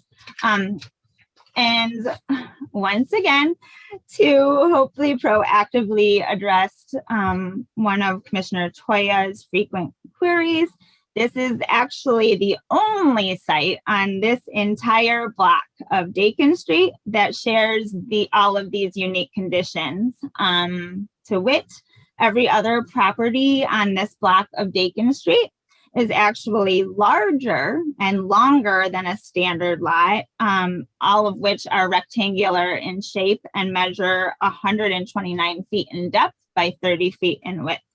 And all of the other properties on Dakin Street are also serviced by a public alley. In 2018, Mr. Kieferbaum purchased the property with the intent and desire to improve the site with a new development that would be more compatible with and create a seamless transition between the vibrant residential neighborhood on Dakin and to the east, and the bustling commercial corridor that survives along Pulaski Avenue. Prior to the cleanup of this site, which Mr. Kieferbaum endured, there was a gas station at the subject property for many, many years, over 25 years ago. And then subsequent to the gas station, the site was occupied by a metal refinery. So two not so ideal operations for this residential stretch of Dakin Street. So we were super excited to bring a more compatible program to the community. As indicated, the applicant and his design team spent over 2 years engaging with Alderman Gardner and the community leaders and organizations, as well as the residents and the other property owners in the immediate neighborhood, toward creating the programming to improve this truly puzzling site. After many, many months, quite literally at the drawing board, we are here today seeking certain variations that will allow the applicant to overcome all of the previously described hardships and obstacles, and to permit the construction of a new 4-story mixed-use building. In long short, we are here seeking variations that will allow the applicant to fit a standard scale and functional building onto a significantly irregular and substandard site. As considerately and creatively designed, the proposed new 4-story building will feature just over 3,600 square feet of commercial office space, with its primary frontage at the hard corner of Pulaski and Dakin on the first floor, as well as a private residential lobby with a pedestrian entrance directly off of Dakin Street. The proposal further calls for the establishment of a total of 18 dwelling units to be located on and between the 2nd through 4th floors. Despite the frustrating situs limitations and based on the overwhelming community feedback, the programming includes a diverse mix of unit types and sizes, consisting mostly of large units, including 10 3-bedroom units, as well as 7 2-bedroom units and only a single studio, so that the building is intended to satisfy a real demand for family-oriented rental housing within the community. This broad type of housing product is significantly underrepresented in this particular neighborhood, which tends to be more saturated with single-family residences, older construction, higher density apartment buildings, and a handful of lower density condominium buildings. By and through this conscientious design, the applicant was also able to provide 2 forms of primary internal vertical access to each of the units via stairs, as well as an elevator that will service each of the floors. As designed and proposed, and again, in response to the evolving community sentiments, almost every single one of the dwelling units, but for the studio, will also feature its own outdoor space with a balcony. Towards these same ends and working with the truly unique lot conditions, the programming calls for the provision of off-street parking for 18 vehicles, at least 1 parking space for each proposed new dwelling unit. The parking will be distributed between an attached garage with 11 spaces within the first floor of the building and a surface parking pad for the other 7 spaces, which will be situated at the rear of the building towards the feeder ramp.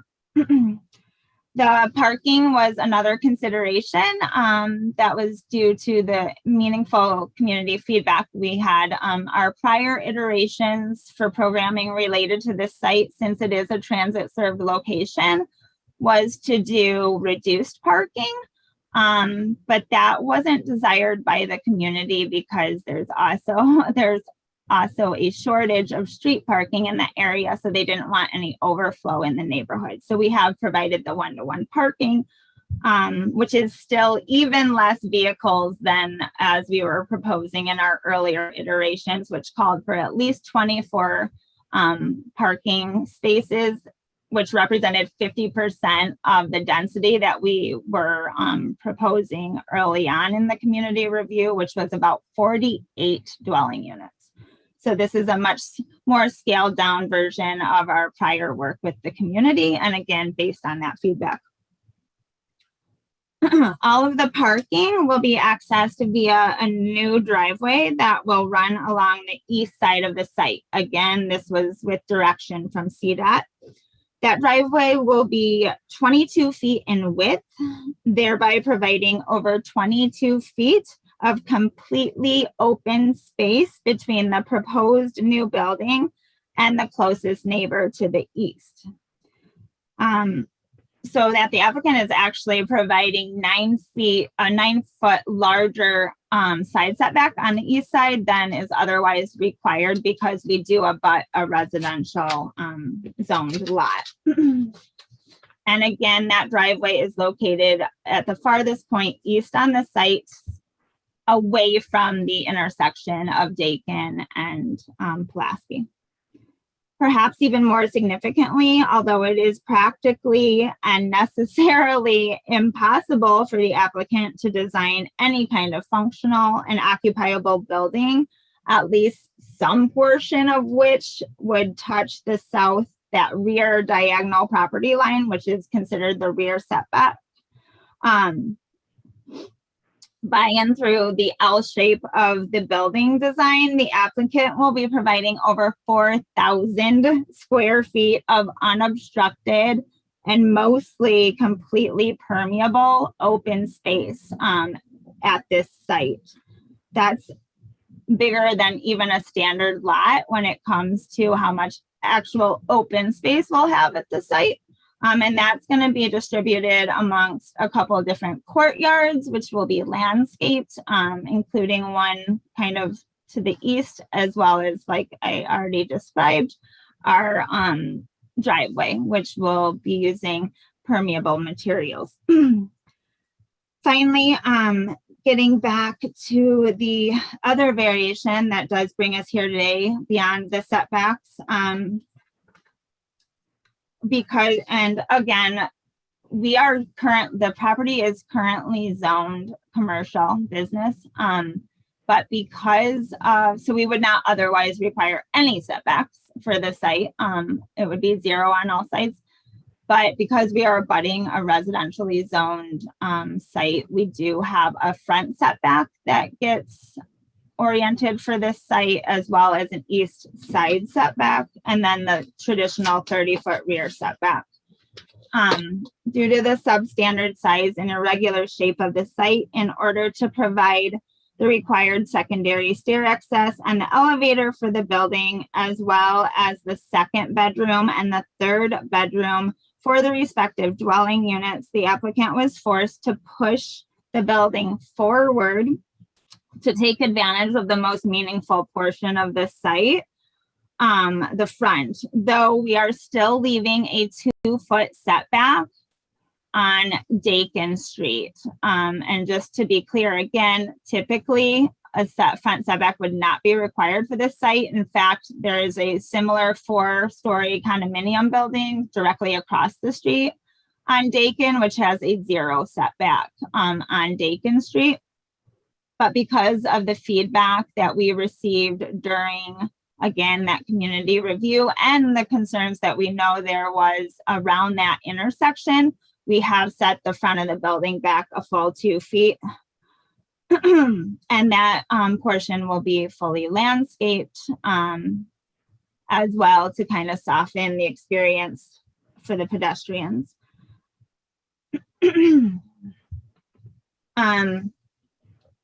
As well, even though no, again, 0 setback is required on the west side, which is Pulaski Avenue, in light of, again, the concerns regarding that intersection and visibility, we have set the building back 8 feet off of Pulaski Avenue, off of our property line, which abuts Pulaski Avenue. That's actually 2 feet more than was even suggested by CDOT and our traffic engineers, KLOA, which deemed that a 6-foot setback would be necessary to provide ample and appropriate visibility at that intersection. So we've actually increased that an additional 2 feet so that we have an 8-foot setback on that side. Given all of this, the applicant's proposal is compatible with and was motivated by the existing pattern and character of improvements in the neighborhood, and will be a vast improvement to the high intensity, environmentally concerning industrial operations that previously existed at the property for almost a century at the end of this wholly family-oriented residential street. If the subject property was not immediately abutting an R-zoned larger than standard parcel, then the front setback and the east setback requirements for the subject property would be 0. And again, we're exceeding both of those. We have 22 feet on the east side and 2 feet at the front.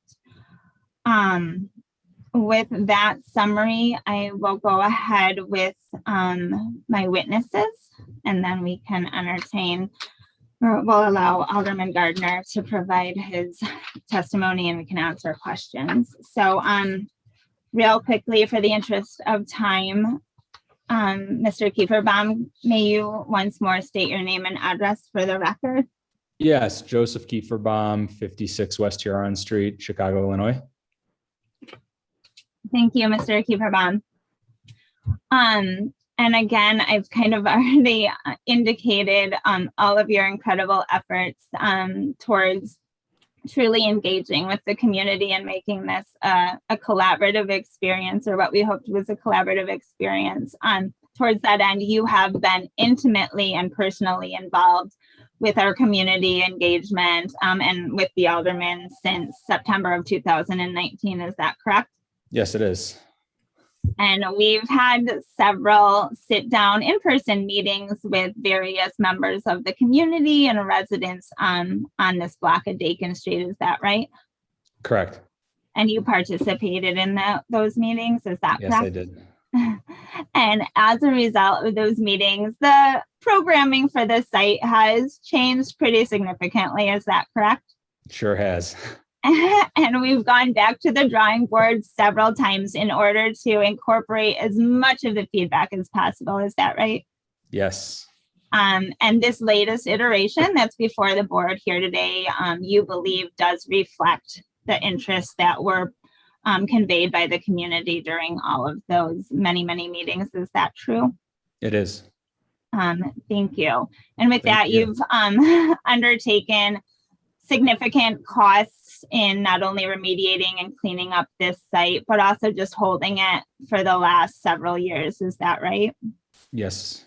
And then to expended even more costs on the several design changes and developing the programming for this site, as well as engaging with our traffic engineers to address some of the concerns that were conveyed again during that community engagement. Is that correct? Yes, it is, unfortunately. But fortunately, now we have this plan. Yes. And I think it's, believe it or not, probably a very good and viable plan. And towards that end, the whole goal was you wanted to just be able to deliver something to the community. You didn't want to have to sacrifice or give up the site and leave it vacant again. You wanted to really bring something meaningful to the community. Is that correct?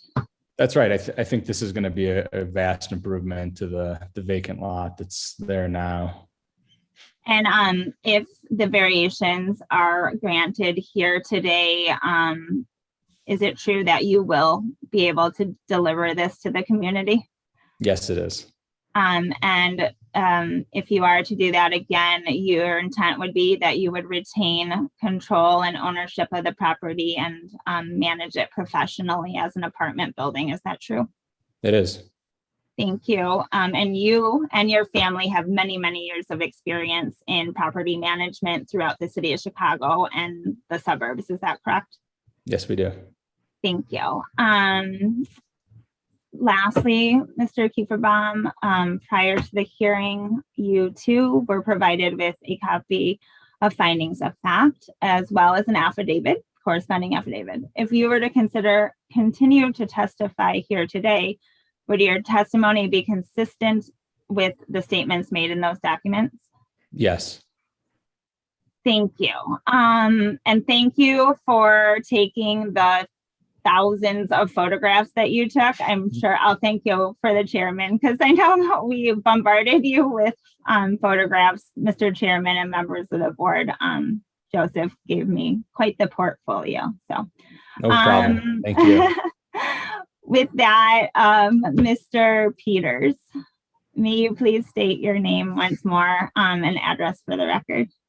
Yes, hi. Mark Peters, 1135 North California Avenue, Chicago, Illinois. Thank you. And Mr. Peters, you're a licensed architect here in the state of Illinois, is that correct? Yes, And you've appeared before this board in that capacity on several occasions, is that right? correct. And you were retained by the applicant to design the programming for this truly puzzling site, is that correct? Yes, And is it fair to say that you had several physical obstacles to overcome when it comes to just the situs conditions of this site? yes, Thank you. I won't go into too much more detail regarding the hardships, Mr. Chairman and members of the board, because I do think they're in the findings of fact, but we're happy to answer them again.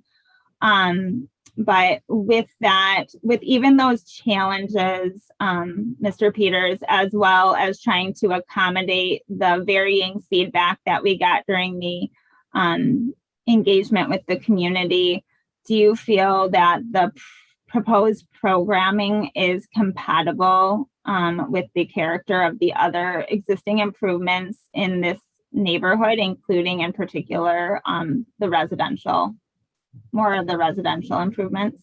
yeah, And towards that same end, do you foresee any detriment to the adjacent, there's only one adjacent property owner as a result of this programming? no, And that's because in fact that's where we provide our greatest setback and our most amount of green spaces along that east side, is that correct? yes, And that was intentionally done in light of the feedback once more that we received during our community engagement, is that right? yep, Lastly, but along those same lines, with regard to the proposal, do you believe that the variations we are seeking and the corresponding programming satisfies and meets all of the other standards and criteria for a variation as is set forth in the current zoning ordinance? I do. And lastly, Mr. Peters, you as well were provided with a copy of the findings of fact and an affidavit prior to the hearing. If you too were to continue to testify, would your testimony be consistent with the statements made in those documents? But for, I will note for the record, Mr. Chairman, in the affidavits, I misstated the distribution of the parking between the garage and the outside surface parking, but I did correct it on the record. So, but for that one typographical error, Mr. Peters, would your testimony be consistent with the statements made in those documents? It would. Thank you. That concludes our main presentation, but Great. I'll leave it to you, Mr. Chairman, to direct the procedure. I think, and before we go to the alderman, I'm gonna offer up to the board any questions, but I have one that I'd actually like to hear directly from the architect on, in his words. If, Mark, if you could just kind of give us a little bit of an overview on the challenges that come from building in a lot for this shape? I understand your argument for hardship is the regular shaped lot. So if you could give us some of the practical challenges, that would be helpful.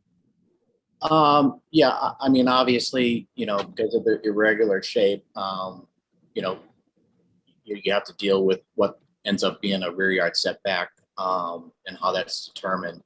Additionally, we had no alley, so we had to come in from the Dakin side, and we're butt up against the Kennedy Expressway, the off ramp.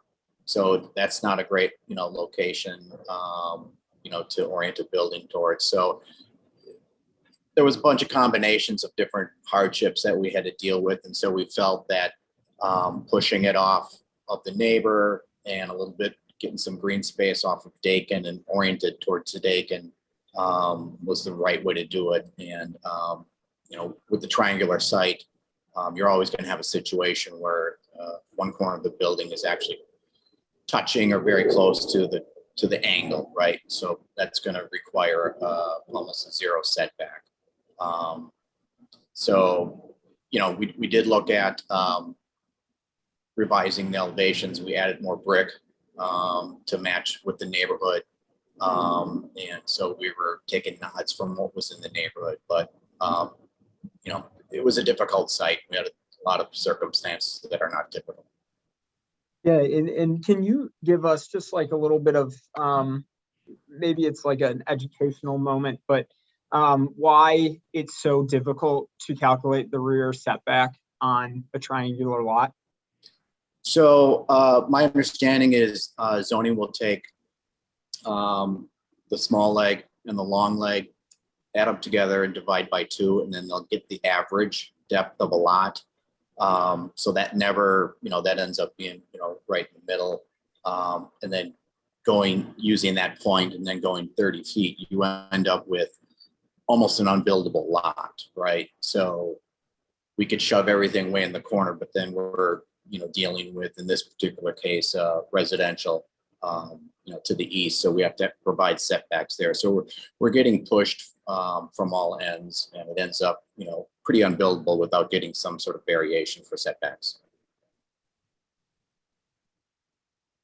Okay, any questions on that point or others from the board? Hi, this is Jolene Saul. I have a question about the economic analysis you provided. The first is, what is the scenario that's contemplated if the variation is not approved? As Mark indicated, and Joseph can probably bounce off of this, there's really no scenario where we can put a building on the site, a habitable building on the site, where we would not touch at least one of the property lines. Otherwise you end up with, I don't even know if it would be a single, well, we couldn't even have a single family home. So you'd end up with a really tiny office building, perhaps, like tucked in the corner. I don't believe that would result in an astronomical loss to Mr. Kieferbaum, and it just wouldn't probably be functional. But Joseph, perhaps, we would definitely have to go all the way back to the drawing board and try and come up with something, but perhaps you can help answer some of Commissioner Saul's and before questions Joseph in that weighs regard. in, sorry to cut you off. Before Joseph weighs in your application, there is an analysis with variation and without variation. So something was contemplated there. So I'm asking what that was. It shows commercial income, what appears to be, I don't know, there's some other income. So that's specifically what I'm referencing. Okay, sure. Yeah. Hi, Commissioner Saul. For that economic analysis, as Sarah referred to, it wouldn't be possible with the setbacks on the site to put any sort of residential use. So what we looked at as an alternative was a self-storage facility I believe that would be allowed as of right, and it would not require the same setbacks. You know, we'd have basically, I believe that we'd have 0 rear yard with that commercial use, and 0 front or side yards. It didn't have the parking requirements. So that was kind of the only maybe viable, at least by zoning standards, viable option. So that's kind of what I looked at as the alternative. And, you know, it just didn't, number one, I don't think it's makes much sense with that neighborhood to put a self-storage facility in that corner. I think a mixed use residential building will be much nicer and fit in better with that street. And then also, as you saw, the returns with that just don't work. It wouldn't be economically viable to finance that. Thanks, that's helpful. Okay, any other questions from the board before we go to the objector?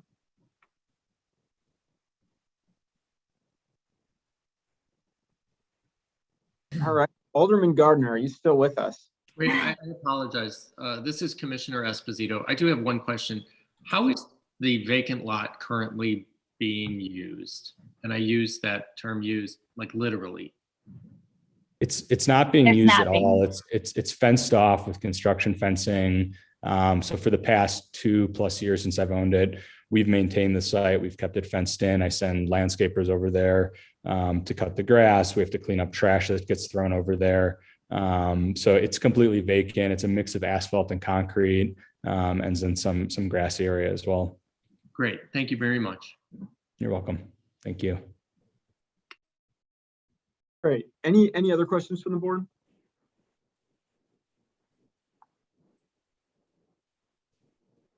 Okay, Alderman Gardner, let's go to you. And like I mentioned, you have the right to state the objection, give us all elements of it, and then you also can ask questions of the applicant.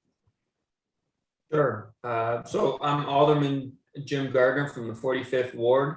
I want to first start by saying that Mr. Kieferbaum and his attorney Sarah Barnes and Mr. Peters have been very patient and very understanding throughout this entire process. As Sarah Barnes stated, we've been trying to work on this particular site for quite some time. It is a unique site, to say the least. And part of the reason is that it's obviously it's located right off of Pulaski, but it's also located right off of the off-ramp from the Kennedy Expressway, which brings a lot of concern from residents within my community when they're trying to get out of Dakin. A lot of residents have expressed concern regarding the setbacks.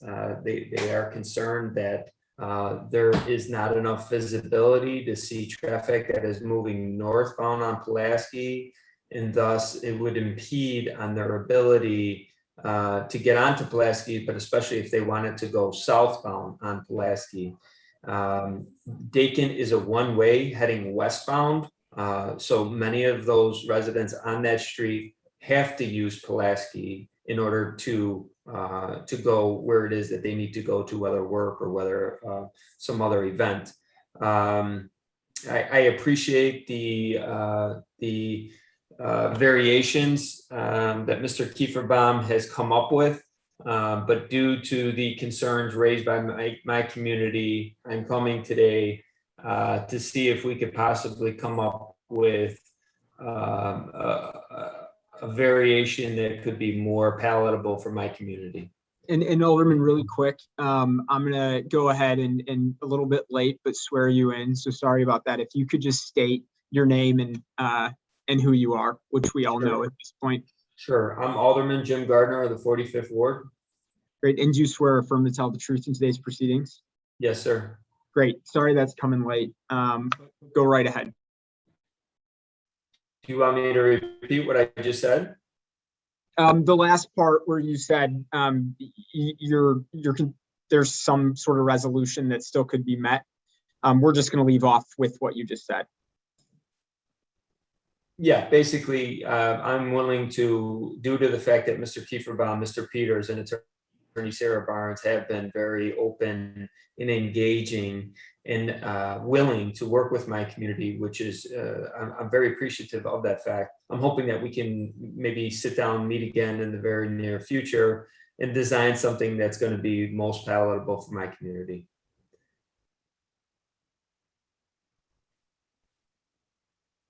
Okay, and Alderman, so just to confirm, I know you're clearly here today in objection, which we take as meaning a no to the variations being sought. With what you just said, did you consider asking for a continuance? I'm sorry, you broke up there, Timothy. What was that? Yeah, did you consider asking for a continuance? I'm only wondering, because I just want to be clear from you that you object, which we take as a no vote from us, is what you're asking for on this matter.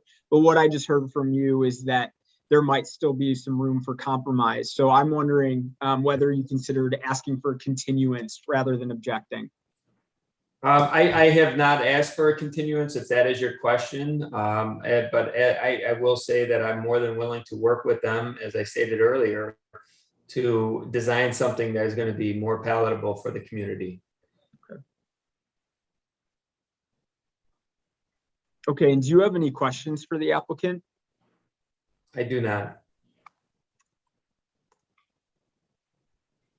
Okay, any questions from the board for Alderman Gardner? I just have one question. This is Commissioner Sanchez. Alderman Gardner, thanks for being here today.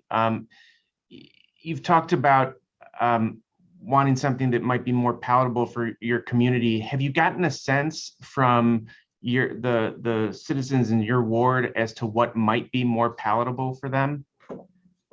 They just want to make sure that there's enough clearance, that they're able to have enough visibility to see oncoming traffic, so it doesn't cause a potentially a accident, or even worse, a fatality. So I think, like, as far as, do I have an exact number? No, because right, if you ask 10 different people would give you 10 different answers. So I'm just, if I could work alongside, I haven't worked with Mr. Kieferbaum on this current project. I think it's always a great thing to work with the representative from the community, which would be the alderman, to ensure that something is in the best interest of the community. And I think this is no different. Thank you.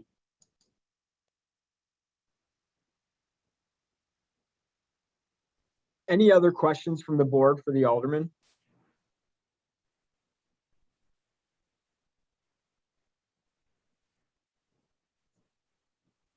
Alderman, I guess I would just say, or ask, when the counselor gave her overview of the matter, I seemed to get the understanding that there had been some work that had been done in conversation between the two parties. Do you just, and that some momentum had been made and that these plans reflect that momentum? Do you disagree with any of that, of what she said? Yeah, I agree with the fact that she has in the past, Mr. Kieferbaum and Attorney Sarah Barnes and Mr. Peters have worked with our community. We have not been in much contact in the past several months, if any. So I have not been a part of this latest rendering, to be very clear. As I stated a few minutes ago, I always think it's in the best interest of developers to meet with and discuss plans, revisions with the representative of the community, which would be myself in this current proposal. So if they were willing to come to the table again, I would be more than willing, as usual, to find a plan that is most palatable for our community. Okay, great. So maybe on rebuttal, one thing I'd like to hear about is just the applicant's take, because in the overview, we seem to get the picture that these certain revisions to the plan were made with consultation to the alderman. So there just seems to be a bit of a disconnect there. Any other questions for Alderman Gardner?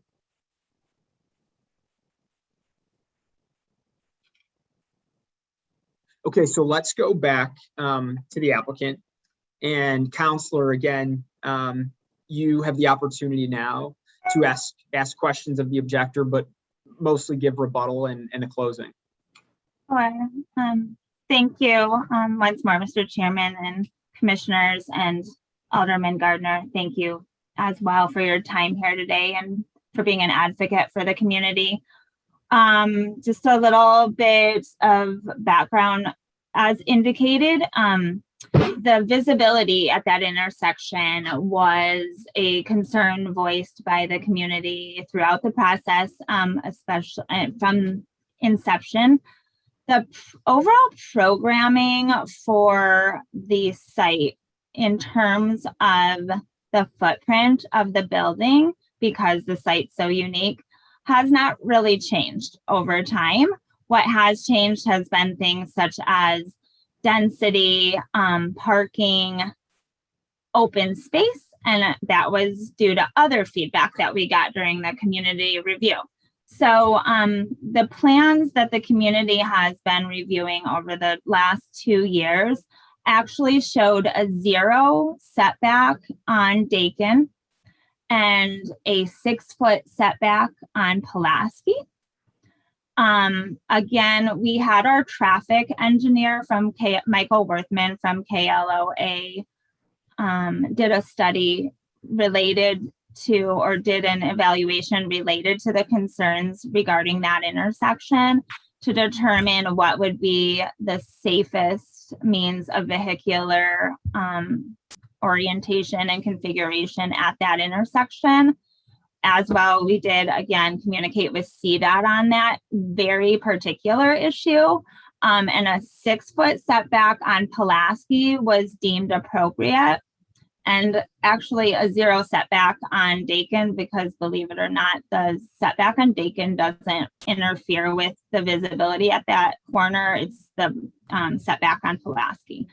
So we very conscientiously wanted to address that first. So again, we not only pulled the building back on Pulaski 6 feet, we added an additional 2 feet because that's a concern for our for the applicant as well. They're going to have residents in this building and employees of any commercial. So safety and welfare of the public at that intersection is important. So we provided an 8-foot setback on Pulaski, which was more than was deemed necessary, and a 2-foot setback on Dakin, which again was more significant than was ever previously proposed to the community. So we thought, again, we had addressed that. Towards that end, I could not agree more with Alderman Gardner that it was important for us to continue the collaboration. Obviously, during the pandemic, things were a little more difficult. We were still engaging with Alderman Gardner in his office, advising of some of the changes we were making.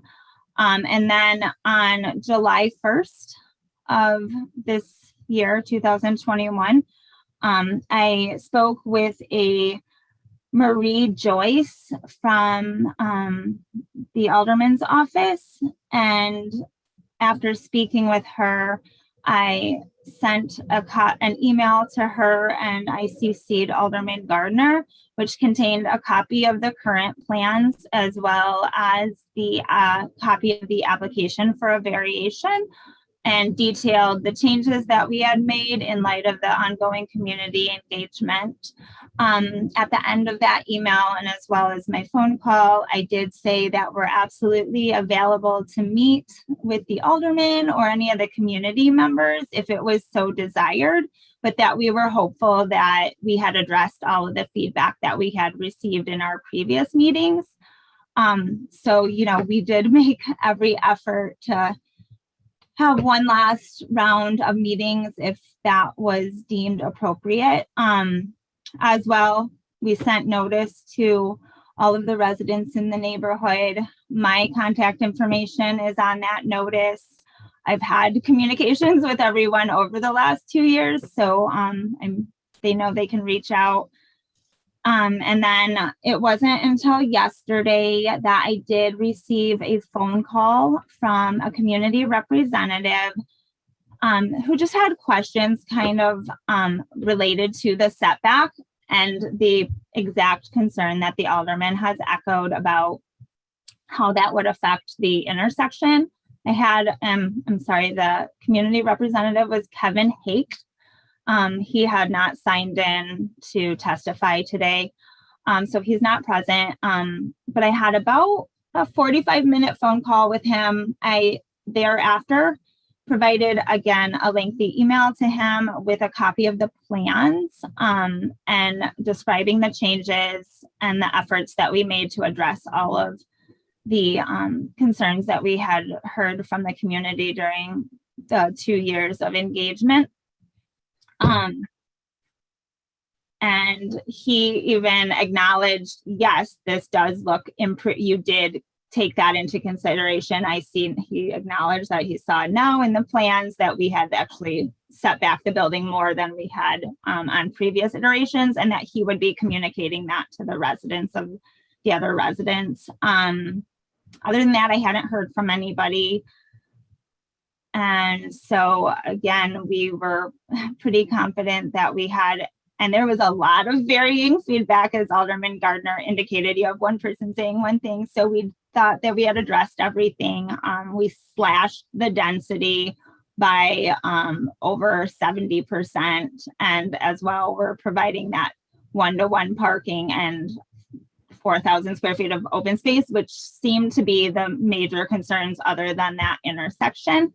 So, so we're here before you today with what we believe does reflect those community sentiments. And I think it says a lot that, or perhaps silence speaks for itself, in that nobody did reach out and say, oh, wait, this is not what we want. We don't have, or we have concerns about this. Because I believe that the residents have even Joseph's personal contact information as well. So again, we're hopeful that we did meet the sentiments of the community through this proposal.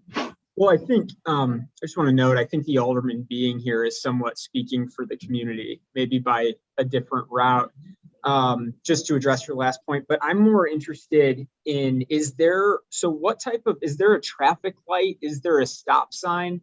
The alderman touched on just general visibility and safety. So I want to get a gauge on, if I'm driving my car right there, what that experience is like.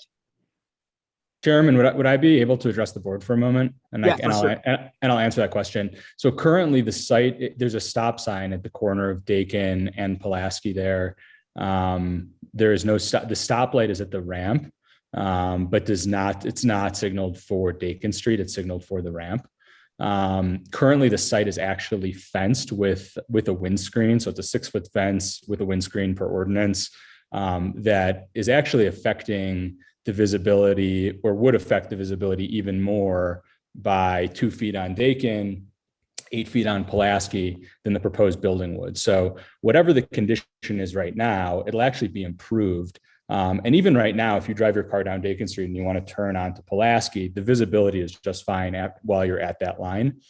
To echo Sarah's point, and this is what I wanted to just make sure was known by everyone on the board, we spent 2 years in communications and frequent meetings with the alderman and with the community group. I recall 3 meetings at least with the alderman individually in his office with our team, and then another 3 meetings with the community. We attempted to further those meetings over the last year or so, and were kind of met with no response. We sort of reached a point where the community just was not in favor of what we were proposing, which was that higher density transit-oriented development. So we tried to figure out, what can we do? What's sort of the minimum viable product here that's going to fit within this community and not be, and really be an improvement to the block and to the community as a whole.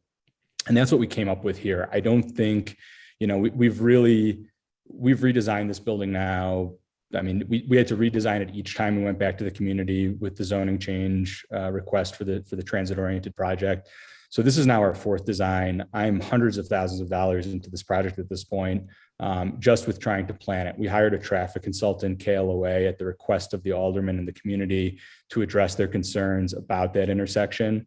As Sarah mentioned, that traffic study supported a 6-foot setback. We're providing 8. So I think we've addressed all of the community's concerns at this point. And, you know, I hope the alderman, I understand that the alderman is voicing the community's concerns. But I really hope that Alderman Gardner, that you find this proposal to be a really solid improvement and something that's going to be a great asset to the community. I think we've taken the feedback into account that the community had to offer. And it's been very difficult there's been varying feedback. You know, we had some community members who wanted to see no parking so that people wouldn't have cars and there would be less traffic. And then we had some community members that said, people are going to have cars anyway, so we need to have one-to-one parking. And we had some residents who wanted to see smaller units and some wanted to see bigger units. So we did our best to address all of those concerns. And I think we're kind of at our, you know, this is the best we can do. Okay, any questions from the board? I have one question. There's been a few references to a traffic study. Was that provided? I didn't see it. Am I missing it? I didn't see it in the findings of fact. Sorry, Commissioner. We didn't provide the traffic engineer's report or any of his prior evaluations. He actually gave me a site plan that was marked up with some ideas for CDOT for improving the intersection beyond our site. And the reason I didn't provide that with the initial findings of fact, my apologies, was because we weren't aware of this concern. We thought we had addressed it. I'm happy to now provide it. I know it would be after the fact, but again, I think it's too late and I know. So one second, we can't consider that testimony on anything relates to the traffic study. Just putting that out for the board. So that's why you didn't receive it, Commissioner. My apologies. And this iteration of the plan, was this provided to the alderman before? I mean, was a meeting had on this iteration of the plan with the alderman or no? So once more, on July 1st, I provided a copy of this plan to Alderman Gardner and his office. Okay, and all right. With a specific, yeah. I got you. I just missed that piece of it when you were talking about that. Oh, I'm sorry. All right. Thank you. Of course. And Okay. Sarah, I think may I say one more thing? I'm sorry, hopefully it's not belaboring the point, but that setback on Pulaski is not one of the setbacks that we're requesting variation on. As of right, that would be a 0-yard setback, I believe, right, Sarah? That's correct. Okay. So we're going from 0 to 8. Okay, thanks. Any questions from the board? All right, we've got enough here. We'll take this under consideration and thank you very much, everyone, for your time. Thank you all. And thank you, Alderman Gardner, again. Thank you. Yeah, thank you, Alderman, for your patience. We appreciate it. Likewise.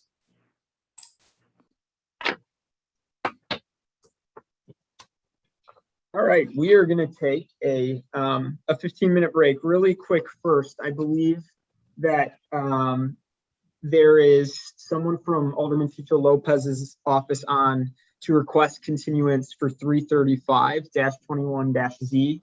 So I want to give that person an opportunity here. And I believe this is a Nick Fatikas council matter. Oh, are you entertaining that now, Mr. Chairman? Because I'm going to go get Nick. Yeah, if you could run and get Nick, we're just we're trying to deal with it now, so no one's just sitting and waiting on the call. Okay, just one moment. Our apologies. We're sharing the same computer. So is anyone from Alderman Tito Lopez's office on?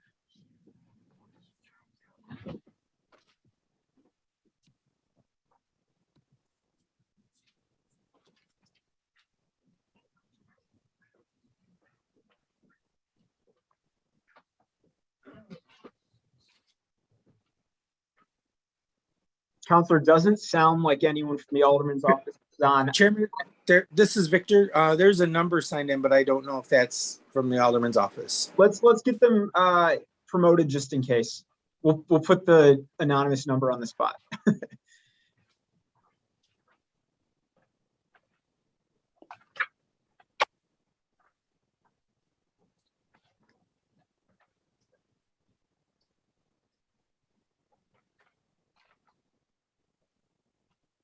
And Nick, I guess while we're waiting, I can go to you. I believe you've been in communication about this one. Right, and I actually, I received correspondence from staff that the Alderman's office was going to request a continuance, and that actually, I believe the Alderman's out of the office, so it was staff who was going to make the request. It's the first time the case is up, so I don't think I have much of an objection. We are ready to proceed. We'll leave it to the board to make the decision. Okay, yeah, let's see. I think that the number maybe got promoted. Let's see if they want to say anything, but if not, we have enough to continue anyway. Chairman, that number is for case number 339. It's got it. So it doesn't seem like there's anyone on, but seems like everyone in the background has an understanding. So for this calendar number 335-21-Z, I want to note a typo in the agenda that we need corrected as well. The address is actually 1606-10 South Ashland Avenue, not North Ashland Avenue. Counselor, do you confirm that? Absolutely, yes, absolutely correct. Good. So we'll need to get that revised, and we will continue this matter to October 15th, 2021. And Chairman? Yep. I believe Diego Morales is on from the Alderman's office, but I'm not able to promote him. I don't know if Kamal, if you're able to do that. Sorry, what's the name again? Diego Morales. Yes, Mr. Diego, you have, yeah, there you go. Hey, Diego, are you on? Yes, this is Diego from the 25th Ward Alderman's office. Great, thank you. So everything we just said, do you confirm that to be your understanding as well? I'm sorry, I just hopped on. I had to step out for a call. I wanted to. Go ahead. No, you can go first. Okay, so basically what we did is we are continuing this matter 335-21-Z to October 15th, 2021 at the Alderman's office's request, and Counselor had no objection to it. So we just want to confirm with you that that is correct. Correct, absolutely. Yeah, I conferred with the Alderman and the Chief of Staff, and we would request a continuance on this matter. Okay, that's all we need. So thank you very much for signing on. Yeah, thank you. Yep. Okay, so no further notice will be given on this one. With that, I'm going to call a 15-minute recess. Commissioner Toya seconds. Commissioner Saul? Yes. Commissioner Sanchez? Yes. Commissioner Esposito? Yes. Commissioner Toya? Yes. Great. I vote yes. We'll be back at 11:45 a.m.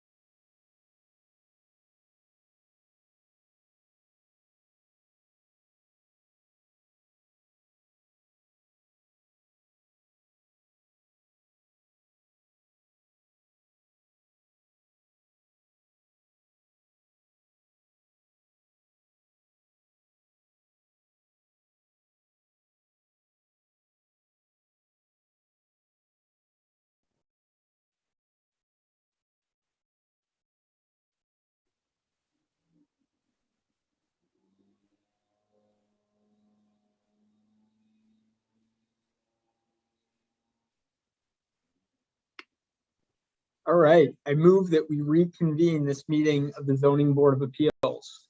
Commissioner Toya seconds, Commissioner Saul, Yes. Commissioner Sanchez, Yes. Commissioner Esposito, Yes. Commissioner Toya. Yes. Great, thank you. I vote yes, and we are back. We're now going to move to special use calendar number 330-21-S. And while everyone gets situated, I'll go ahead and read the department's recommendation. The Department of Planning and Development recommends approval of the proposed body art service tattoo studio.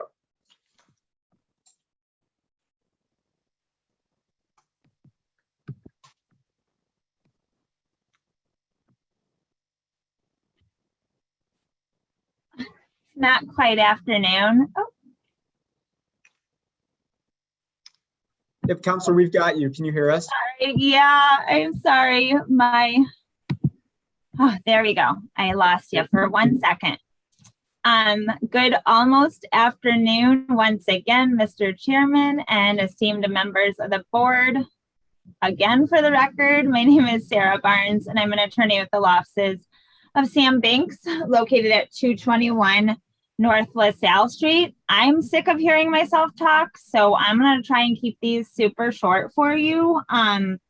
But with that, I would like to get my witnesses on the record and sworn in as soon as possible. So we'll make sure that they're here. I'm here on behalf of the applicant, Supplementary LLC. We have with us virtually the sole member of that applicant LLC, Chloe Zickman, and she's the applicant, as well as our MAI certified appraiser, Joe Ryan.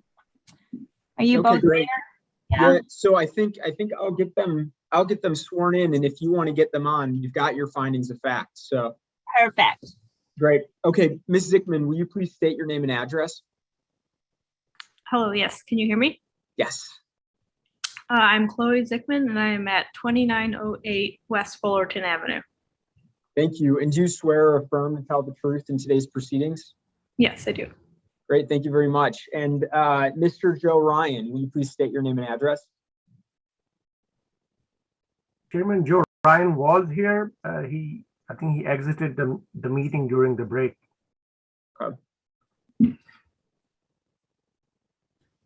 On this one and my next one, so. Okay, yeah, we gotta get him. I'm happy to proceed while he's hopefully getting resituated. Yeah, that's fine with me, Counselor. I just want to make good use of your time. Yep, let's do that. Okay.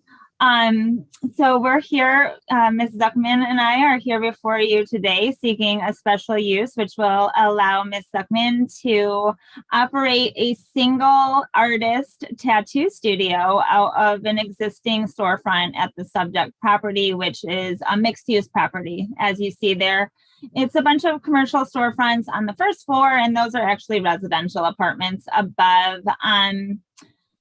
As someone with tattoos, the experience is not usually the most relaxing. So in order to better service her clients, these are traditional tattoos for the board, because I know you hear a lot of the microblading use, which is also considered body art. This is your traditional tattoo services. Ms. Zuckman has been providing those services as a licensed tattoo artist in Illinois for the last 5 years. She was working out of a shop just to the north of the subject site in Logan Square in order to better service her clients, her existing clients and new clients, to give them a little bit more privacy. And like I said, a little bit of a more relaxing atmosphere. She will be operating as a single artist out of the storefront. She will not be accepting walk-ins. All of her services will be provided by appointment only. She's going to maintain hours of operation, take appointments between 1:00 p.m. and 8:00 ending on or before 8:00 p.m. in consideration of the residents that live above. And with that, if Joe Ryan's, well, I can put Chloe on while we're maybe waiting for, Joe to join us, or did Joe join us already? You know, I don't see him yet. So Okay. we put Chloe on, and if someone can text him, I know many people on this call are familiar with Joe Ryan. So Thank you. I see if appreciate you. there's an issue, or just have him get on. Okay. In the meantime, Ms. Zuckman, will you please once more state your name and just your name for the record, actually? Yeah, of course. Chloe Zickman. And Ms. Zickman, again, you have over 5 years of experience with tattooing, and you're licensed in the state of Illinois. Is that correct? Yes, I do have over 5 years of experience. Illinois, I don't need to be licensed as a tattoo artist, but I do need to be working at a licensed studio, which is true. Perfect. And you're here today in order to get a license for a studio at 1879 North Milwaukee Avenue. Is that right? Yes, that's correct. And that's because the city of Chicago requires a special use in order for you to get licensed as a tattoo operator. Is that correct? Correct. Thank you.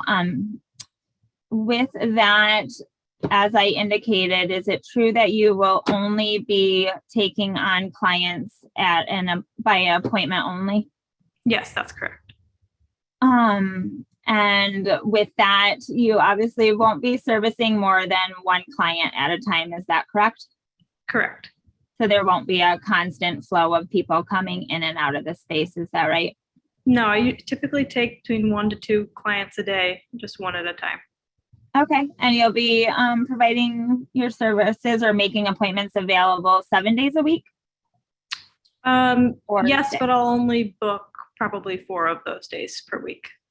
Okay, wonderful. Does the board have any particular questions about Ms. Zickman's proposed operations? They're all in the findings, but if you have any specific questions for her. Check out her Instagram. She's really good. Any questions from? Sorry. And we do have Joe Ryan back just in the nick of time. Yeah. But any questions? Actually, let's just go to Joe. Joe, will you state your name and address, please?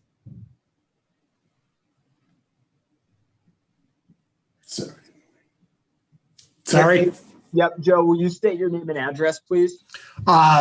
Joseph M. Ryan, MAI, President, LaSalle Appraisal Group, with offices at 9455 South Horn Avenue in Chicago.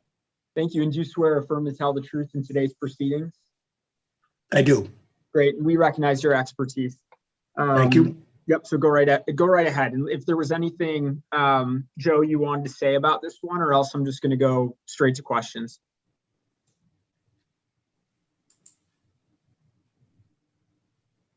Mr. Ryan?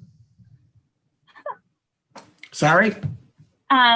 Are there any specifics regarding this proposal that you would like to set forth in the record above and beyond what you already put in your report? Otherwise, the chairman we're just going to proceed with questions if that pleases you. Yes, no, the salon. This is the tattoo. Concept Sorry, has you been came there in. and. Sorry. Sorry, Mr. Ryan. We're still on the 1879 North Milwaukee Avenue. So this is the tattoo services. All right, sorry. The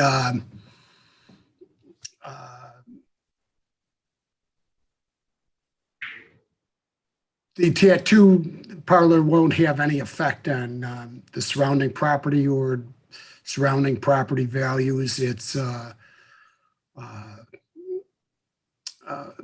fairly common in the Bucktown neighborhood and won't present any, I examined all of the criteria and it will meet all of the criteria set forth.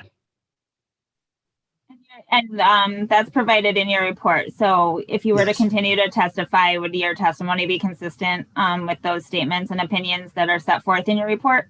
Yes. Great, thanks. Mr. Chairman, we can probably take questions. Yep. Any questions from the board for Ms. Zuckman?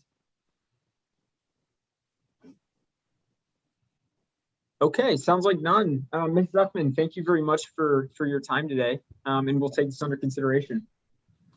Sure thing. Thanks, guys. Thank you.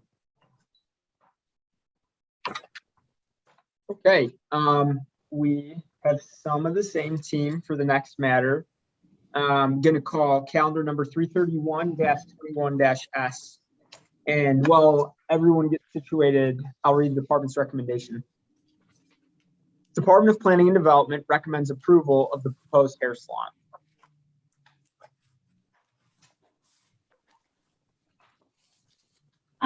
With this, we have Joe Ryan as our MA. Oh, excuse me. I should set the record. I apologize. One last time for today. Once more for the record, my name is Sarah Barnes, and I am an attorney with the law offices of Sam Banks, located at 221 North LaSalle Street. I am super happy to be here this afternoon on behalf of the applicant, whose name I am probably going to butcher no matter how many times I've talked to her. But Mel Gorzada, I'm going to have her say her name because I'm going to mess it up. And then we do also have with us our MAI certified appraiser, Joseph Ryan. So with that, Margot, if you're there, can we get you to state your name and address for the record, please? Hi there, Margojata Videoa, 2010 West Foster. Great. And do you swear or affirm to tell the truth in today's proceedings? Yes. Thank you very much. And we've got Joe sworn in and recognized, so we're all set there. Thank you. And I hope you don't mind, but I'm going to continue to use Margot because I do not say your name as beautifully as you do, and it would sound awful. So I apologize for the informality. But Margot is a licensed cosmetologist here in the state of Illinois. She has 10 years of experience in hairstyling with 8 years of expertise and certifications and experience in hair extensions. So towards that end, hair extensions are a little bit unique. They take a whole heck of a lot more time than your standard haircut and blow dry. As a result, her clients can be sitting in a chair for hours and hours at a time. So in order to make them a little bit more comfortable and not have to sit in a salon atmosphere, again, similar to what we saw with Ms. Suckman, Margot is interested in setting up a single provider hair salon in the existing storefront of this building, which will allow her as well to provide and service her clients in a more private and intimate atmosphere. Similar to our prior special use for the tattoo, Margot will be accepting her or providing her service as on an appointment only basis, not accepting walk-ins. Similarly, because the appointments the services do tend to take a long period of time, there will not be a lot of traffic in between. There will probably be only a couple bookings a day, if that. As well, she intends to maintain hours of operation that are akin to all of the other businesses within the area. And that is, she will accept appointments between 8 o'clock a.m. and 8 o'clock p.m. during the weekdays. And she'll have abbreviated hours on the weekends of 9 a.m. to 5 p.m. The site's located across the street from a high school. So these hours of operation are much in line with the hours of the school. And as well, she was thinking about the residents who live in the units above her. So with that, I will put Margot on the record real quick in case you all have any questions for her. And then we'll just have Joe reaffirm his opinions. So Margot, one last time, can you just once more put your name into the record? Margojata Videoa.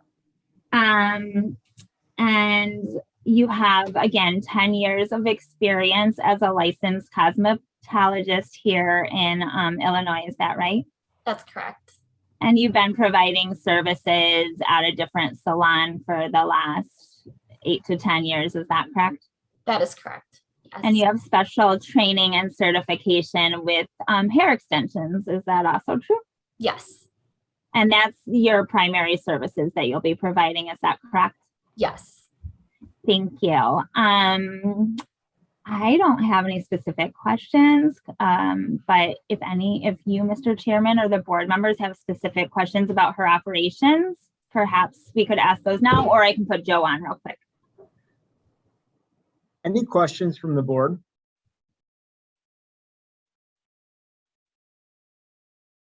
Nope, I think we're all good. So I think Joe can bring it home. Cool. All right, Mr. Ryan, once more, name for the record. Joseph M. Ryan, MAI, President, LaSalle Appraisal Group with offices at 9455 South Horn Avenue in Chicago. And you were retained by the applicant in order to evaluate whether or not her proposed hair services at this site would meet all of the standards and criteria for a special use as set forth in the zoning ordinance. For that task, you actually went out and evaluated the property and you provided your findings, evaluations, and opinions in a report. Is that correct, Mr. Ryan? Yes, it is. And that report was tendered to this board. Is that also true? It was, yes. And is it your professional opinion that a proposed single provider hair salon at this location does in fact meet all of the standards and criteria for a special use? Yes, it does. Thank you. And if you were to continue to testify, would your testimony be consistent with the statements that you made in your report? It would be, yes. Wonderful. Thank you so much.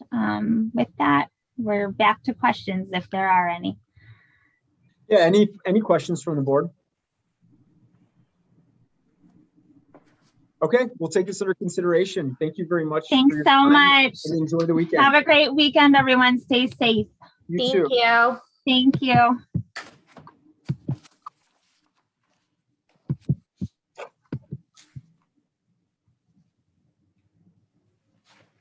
All right, we're going to be moving to calendar numbers 333-21-S and 334-21-Z. And if everyone could give me just a second, pulling up in updated recommendation letter.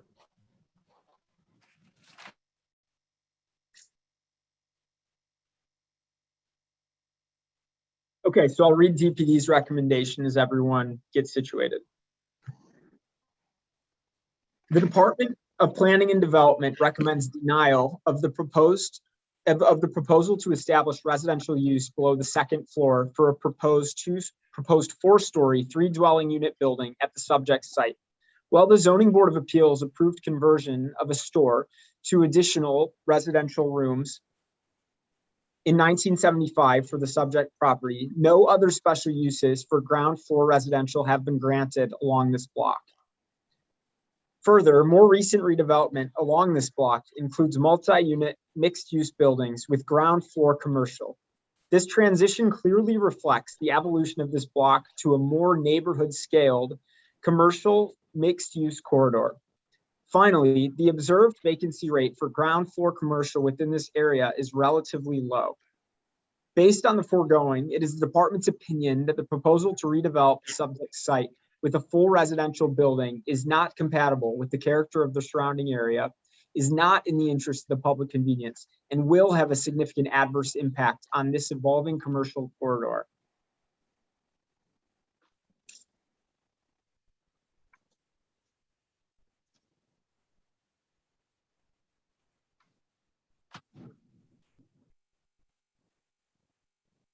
Okay, so Councilor Fatikas, I'm going to read some instructions. I just want to make sure that the objectors are signed on. I know we have Nancy Radzovich with Department of Planning and Development. I was told there would be someone from the Alderman's office, so let me see if that's the case.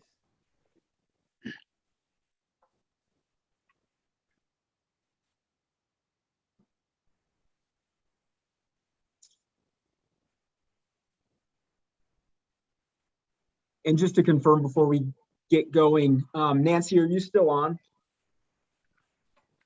Yes. Great, thank you so much. Sure.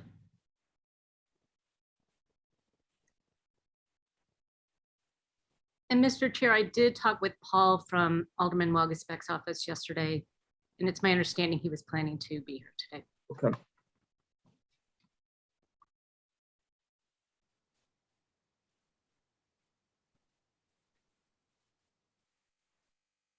Oh, is it Paul Sajovich? Sorry.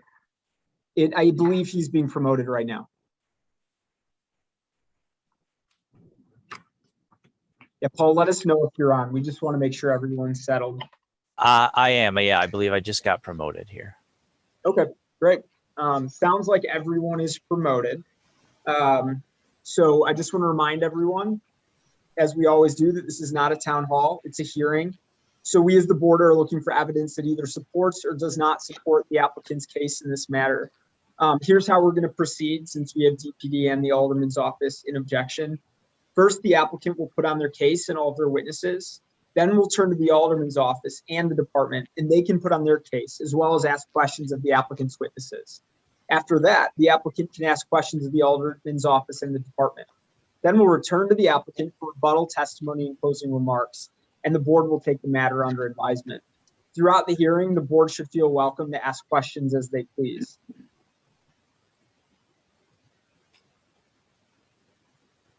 Great. So with that, Counselor, let's get going. Thank you very much, Chairman. For the record, Nick Fatikas from the Law Offices of Sam Banks. I'm the attorney representing the applicant, 2115 Damon LLC. The applicant owns the subject property at 2115 North Damon Avenue. As you can see from the survey, the zoning lot measures 24 feet wide by 125 feet deep. And it's currently improved with a two-story, two-unit residential building with a rear deck and surface parking at the rear. The applicant is proposing to take down the existing building and redevelop the property with a new four-story, three-unit residential building. In order to provide garage parking for 3 cars on the 24-foot wide lot, the applicant has organized one of the parking spaces to come off the public alley that runs along the south property line, which is actually the view that's on the screen right now. That design really mirrors the current surface parking configuration on the subject lot, which again, we provided additional photos of. It also mirrors the parking of the residential building immediately to the south of the subject property. 3 of those residential units, the parking is provided via that south alley. So again, in order to permit the garage design, the applicant is seeking to reduce the rear setback for floors containing residential units from 30 feet to 2 feet. A special use is also required in order to retain the residential use below the building's second floor. And I'm using the term retain in this case because the existing building was actually converted and has functioned as an all residential building since 1975. And that was done pursuant to a special use reviewed and approved by the board, again, 13575S. So as we stand here today, the proposed 4-story all residential building would replace an existing 2-story all residential building. We have 3 witnesses available to testify today. On behalf of the applicant, Mr. Danas Bogdanis, our project architect, John Hanna, and our MAI designated appraiser, Mr. Sylvester Kerwin. And with that, I'd ask to call my first witness. Great, go right ahead. Danas, are you on the call? Yes, I am. Can you please state your name and address for the record? Sure, my name is Danas Bogdanas, 2036 West Lemoyne Street, Unit A, Chicago, Illinois. Thank you. And do you swear or affirm to tell the truth in today's proceedings? Yes, I do. Thank you. And Danas, again, you're the managing member of the applicant 2115 Damon LLC, is that right? Yes. And that entity owns the subject property at 2115 North Damon Avenue, right? Yes. As I described it, it's a 24-foot wide by 125-foot deep lot. That's correct. Is that right? And Yes. today, the property is improved with a 2-story residential building. Is that right? That's correct, yes. And your plan is to take down the existing residential building and develop the property with a new 4-story, 3-unit residential building. Is that right? Yes. And we'll get. Dennis, can you just do me a favor and speak up a bit? I'm hearing that we might have some issues with the transcript if you can't be heard. Yes, I'm sorry about that. And again, we'll get into this more with Mr. Hannah in a few minutes.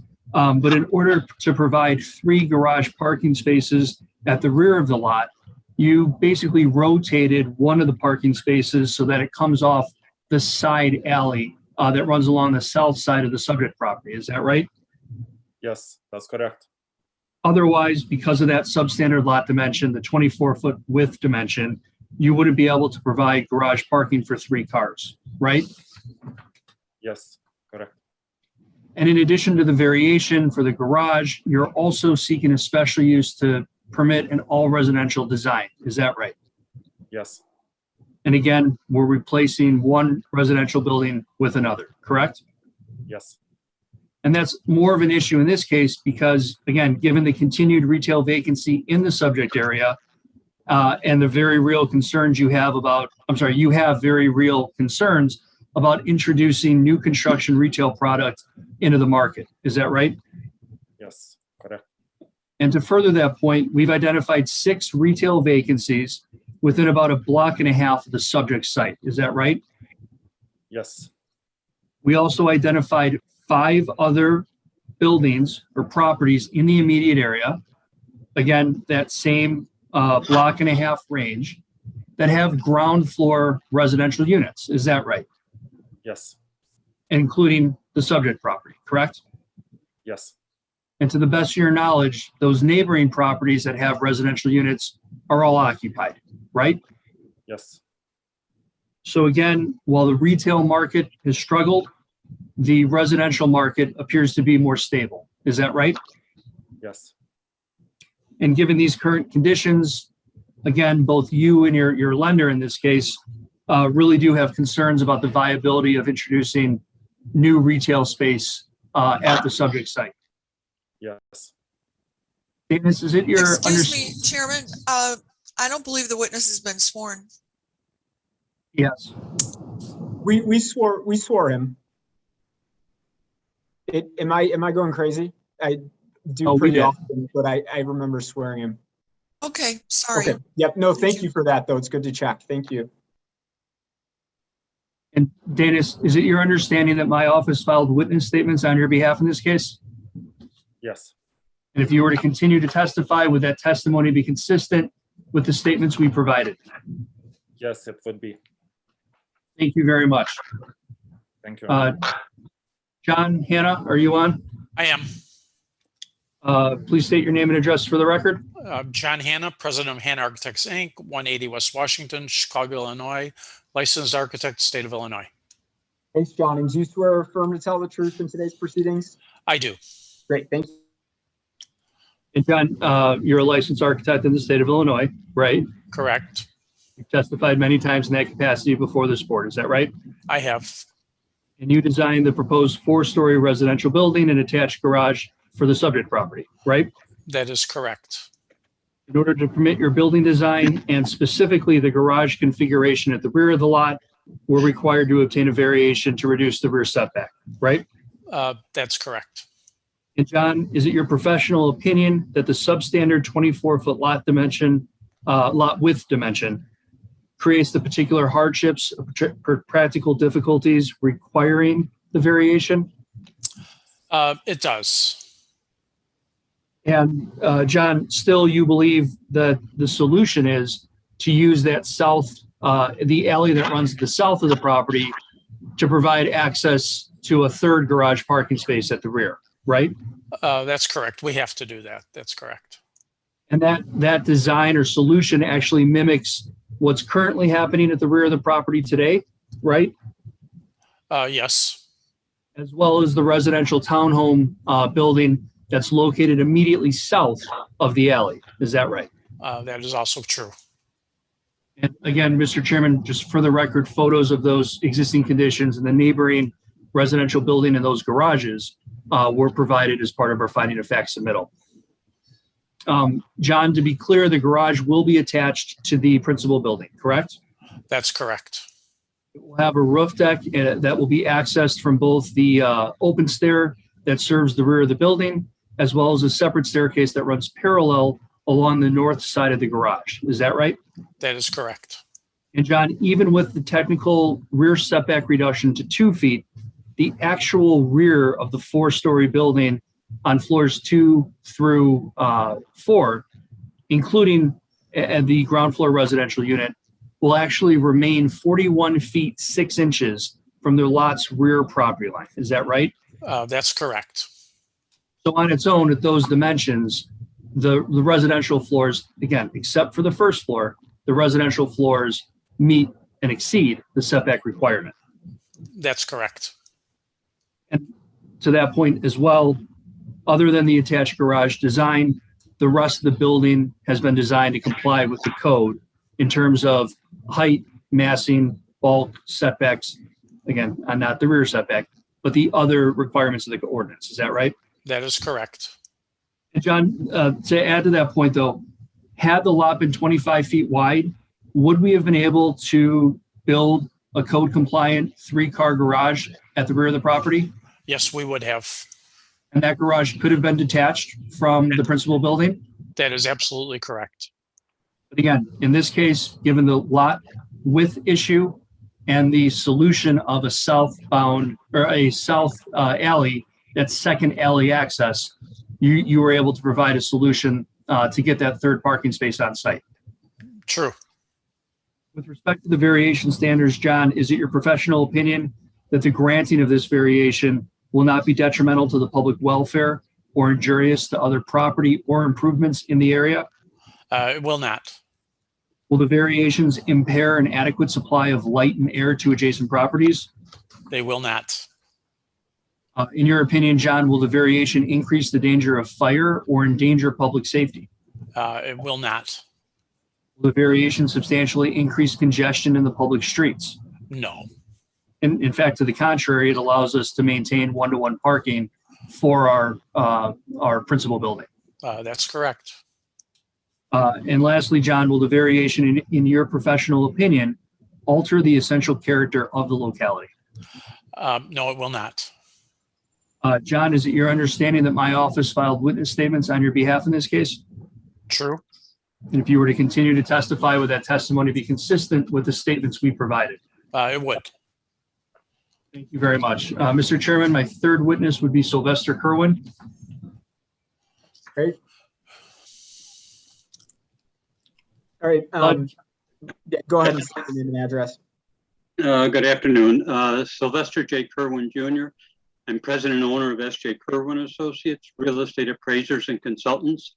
I have offices at 7765 West North Avenue in River Forest, Illinois. Thank you. And do you swear or affirm to tell the truth in today's proceedings? Yes, I do. Okay, great. And we recognize your expertise. Thank you.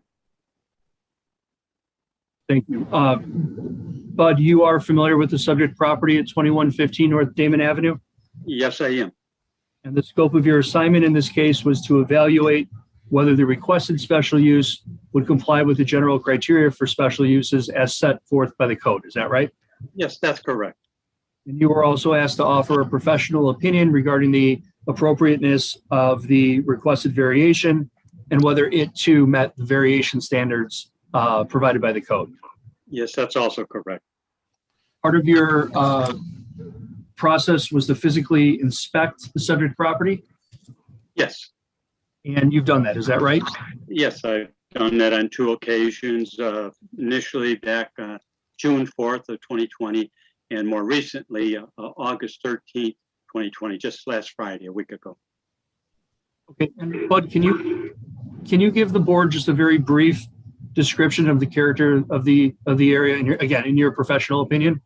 Yes. Well, first, the subject property is located in the southeasterly section of the Logan Square community area, and it's within the Bucktown neighborhood area. It's located along the east side of Damon between Dickens and Webster Streets. Now, land uses along Damon in this immediate area consist of mixed-use properties, that is, commercial stores, shops, small restaurants, drinking establishments, and as well as a number of residential uses along the ground floor. Most of these buildings, the older ones, were in 1 to 2 story buildings, newer ones 3 to 4 stories in height.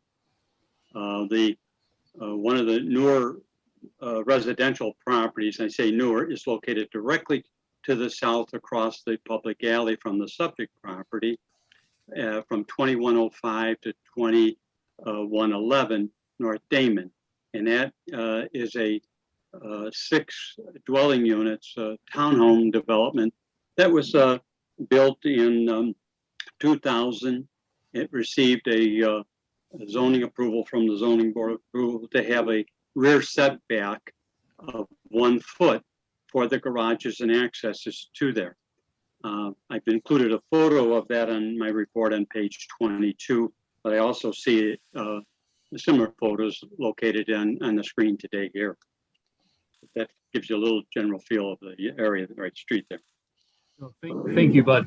And in your inspection of the immediate area, did you determine whether the reestablishment of a first floor residential unit would be appropriate and compatible at the subject site? Yes, I did. And for the reasons is the character right in the immediate area, as I mentioned, there are existing and have been for a number of years residential uses along the ground floor. In total, I counted 4 properties, 5 including our subject, with a total of 12 residential dwelling units at the ground floor. I listed the one to the south, immediately south of our subject property at 2105 to 2111, although 2105 does have a small dental office space in that. That's at the corner of Dickens and Damon's there. But the rest are all residential uses. The other ones, I just touched on the address, and again, I said they're in my report. 2127 North Damon, 2129 North Damon, and 2126 North Damon. Some of these are older. They have a front building and a rear building. Like 2126 has 4 dwelling units, all at the ground floor level. I also think it's appropriate too. I did search for existing vacancies of retail store spaces along Damon, and I came across about 6 properties within a block to the north and south of the subject property. And I can go into greater detail on those later, or if you want me to expand now, Nick. I think for the purposes of the hearing right now, just having the confirmation of, again, 6 retail vacancies, and then including the subject property, 6 ground floor residential properties totaling 12 existing ground floor residential units. Are those numbers accurate, Bud? Yes, that's correct. And does that help make a conclusion that while the retail market has, again, it's struggling to recover from the current conditions, at the very same time, those ground floor residential units, to the best of your knowledge, have all remained occupied? Is that right? That's correct. From my research, when I researched them through the multiple listing services, as well as inspecting the property, they all appeared to be occupied from my inspections that way. And Bud, as part of your evaluation, is it true that you prepared a written zoning report, again, containing your findings and conclusions in this case? Yes, it is. And it's your understanding that a copy of the report has been submitted to the board, right? Yes, that's correct. For the record, though, is it your professional opinion that the requested variation will not substantially diminish or impair property values in the immediate area? That's my professional opinion, that it will not. As a matter of fact, I think it is a more appropriate use at this point in time. As I mentioned, I did research 6 vacant storefronts right in the immediate area there. All of them had been on the market for more than a year, one more than 2 years. My findings and research from this, and I also had discussions and met with a realtor leasing agent in the area. And what's happening in this district right here is that retail is slower, the demand is down.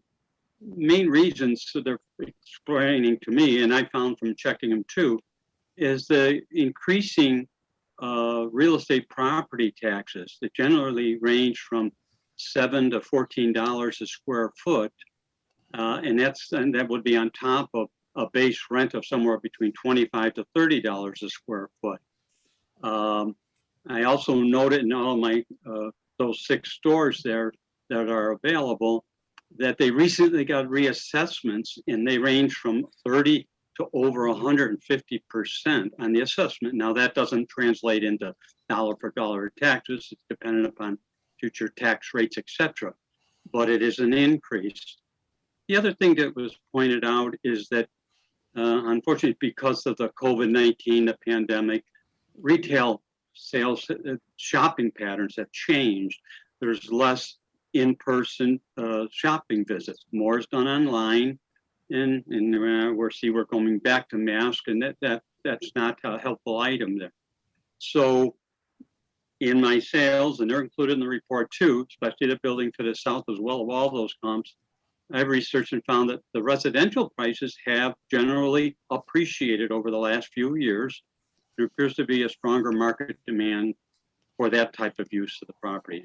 Apologize for a long answer, but Sorry, but I just want to cut in really quick. Yes, Since sir. we're talking about those 6 vacant properties, could you list them out and talk a little bit more about how close they are? Yes, I have one of them. I just list them in order here. A property at 1870 North Damon. That's about a 1,200 square foot space that's available.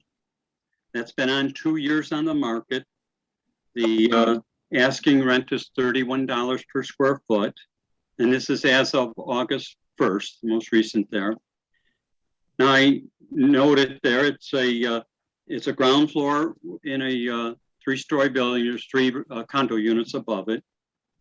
I noticed that the current real estate taxes are $6.77, and then their new 2021 assessment was increased by 121%. The next property is just to the north of us at 2031 North Damon, and that is a space that is 1,275 square feet. They're asking $22 per square foot. That's been on just about a year. It's a net rent. The 2020 taxes are $7.58. They got a 39% new 2021 assessment. That's a retail condo unit in a building that has 6 residential units above.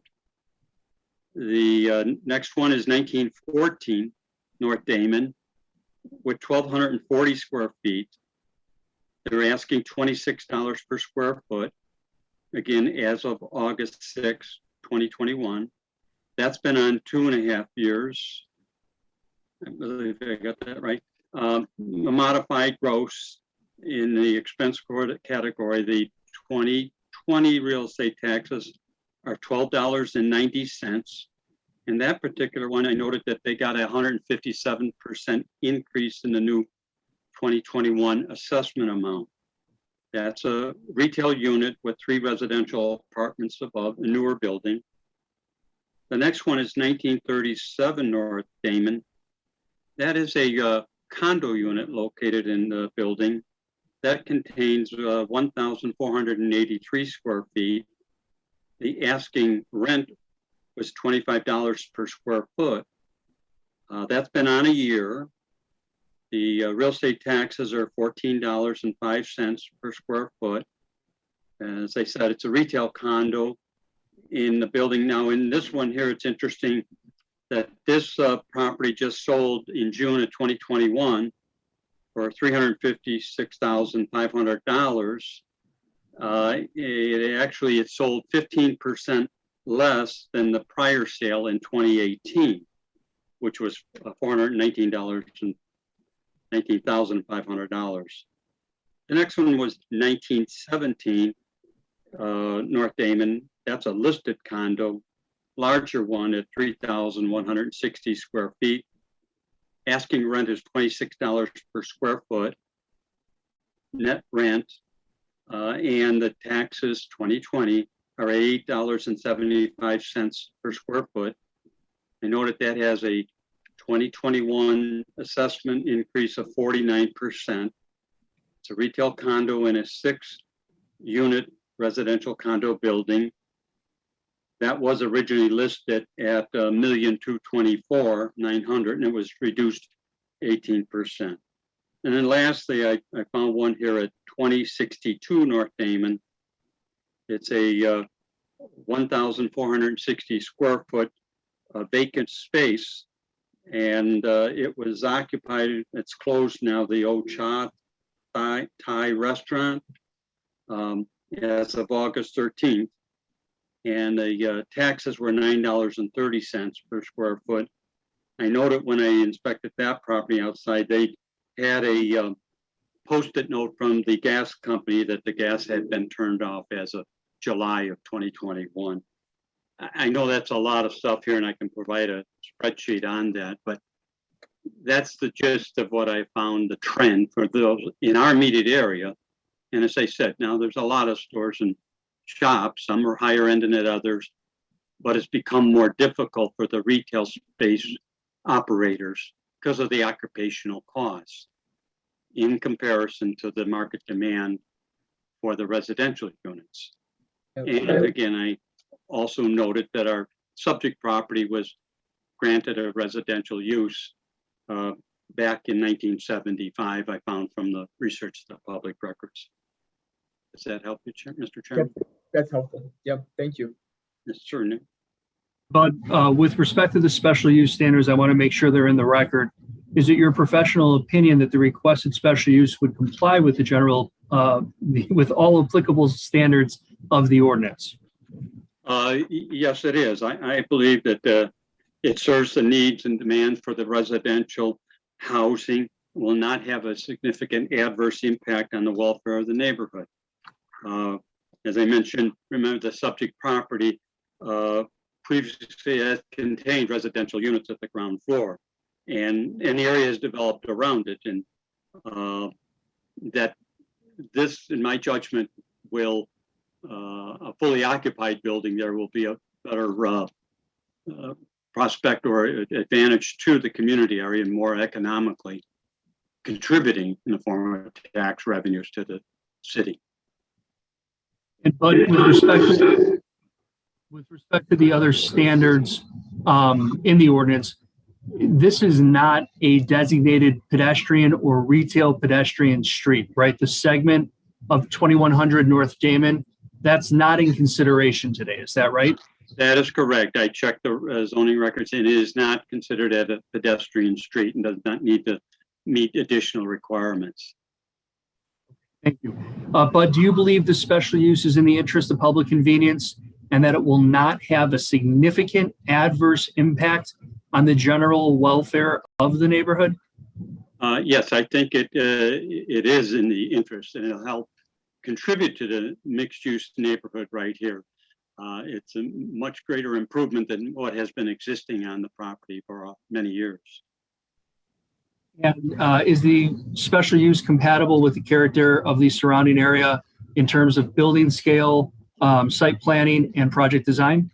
I believe that it is. I've reviewed the plans from the architect. I've seen there's the other new buildings up and down the street. They're all very similar and complement each other. And is it compatible in terms of the character of the area with respect to operating characteristics such as hours of operation, outdoor lighting, noise, and traffic generation? Yes, this is going to function as any of the other residential properties right in the immediate area. As a matter of fact, it'll generate less, foot traffic, so to speak, to the space, for residential use versus a retail use.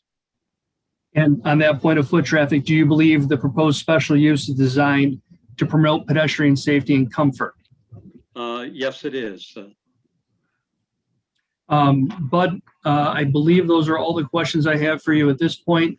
Mr. Chairman, that concludes the applicant's case in chief. We'd be happy to answer any questions you or the board members have prior to hearing from the objectors. Yeah, any questions from the board before we move to DPD and the Alderman's office? I will ask some questions of Mr. Kerwin. Sure. and on the same line that we've been talking about these commercial vacancies, I wrote down, if I got them right, 1870, 1914, 1917, 1937, 2031, and 2062. North Damon is 6 commercial vacancies. Did I get that right? Yes, you did, sir. In that same area, do you know what that amounts to as far as the percentage of vacancies compared to all the commercial that's in that area? I do not have that exact amount. I did try to find some type of study, that might show how much retail is designated along the area. I always try to look just to the north and south, that's in close proximity of my subject.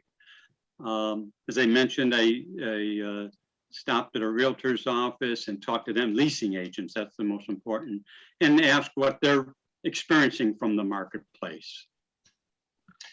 And in that same area that we're talking about here, where you found these vacancies, do you know what the ratio is of ground floor commercial to ground floor residential?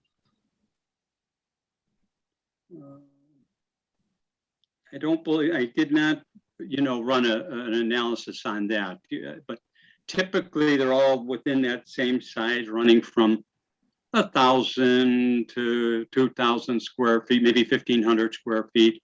And then the apartments are, or units, living units above are about the same size. I think it's similar to what's going on in our property. Right, but I guess my question was, as far as the buildings along Damon in, from 1870 to 2115 North Damon, where we're talking about, do you know what the ratio is of how many of these buildings have ground floor residential as opposed to ground floor commercial? I did not do an account of every building there. I went up and down the street, and I was searching to see if there were vacant spaces, and those are those 6 that I noted closest to our subject property.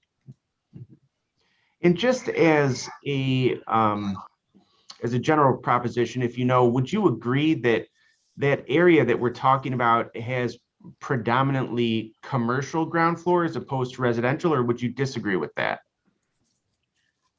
I would, based on my observation, it appears that there could be more retail space, stores and shops, and less being residential. However, it also appeared that there was a complementary mixture of the 2 types of uses there. Okay, I think that's all I have. Thank you. Okay, any other questions from the board before we go to the objectors?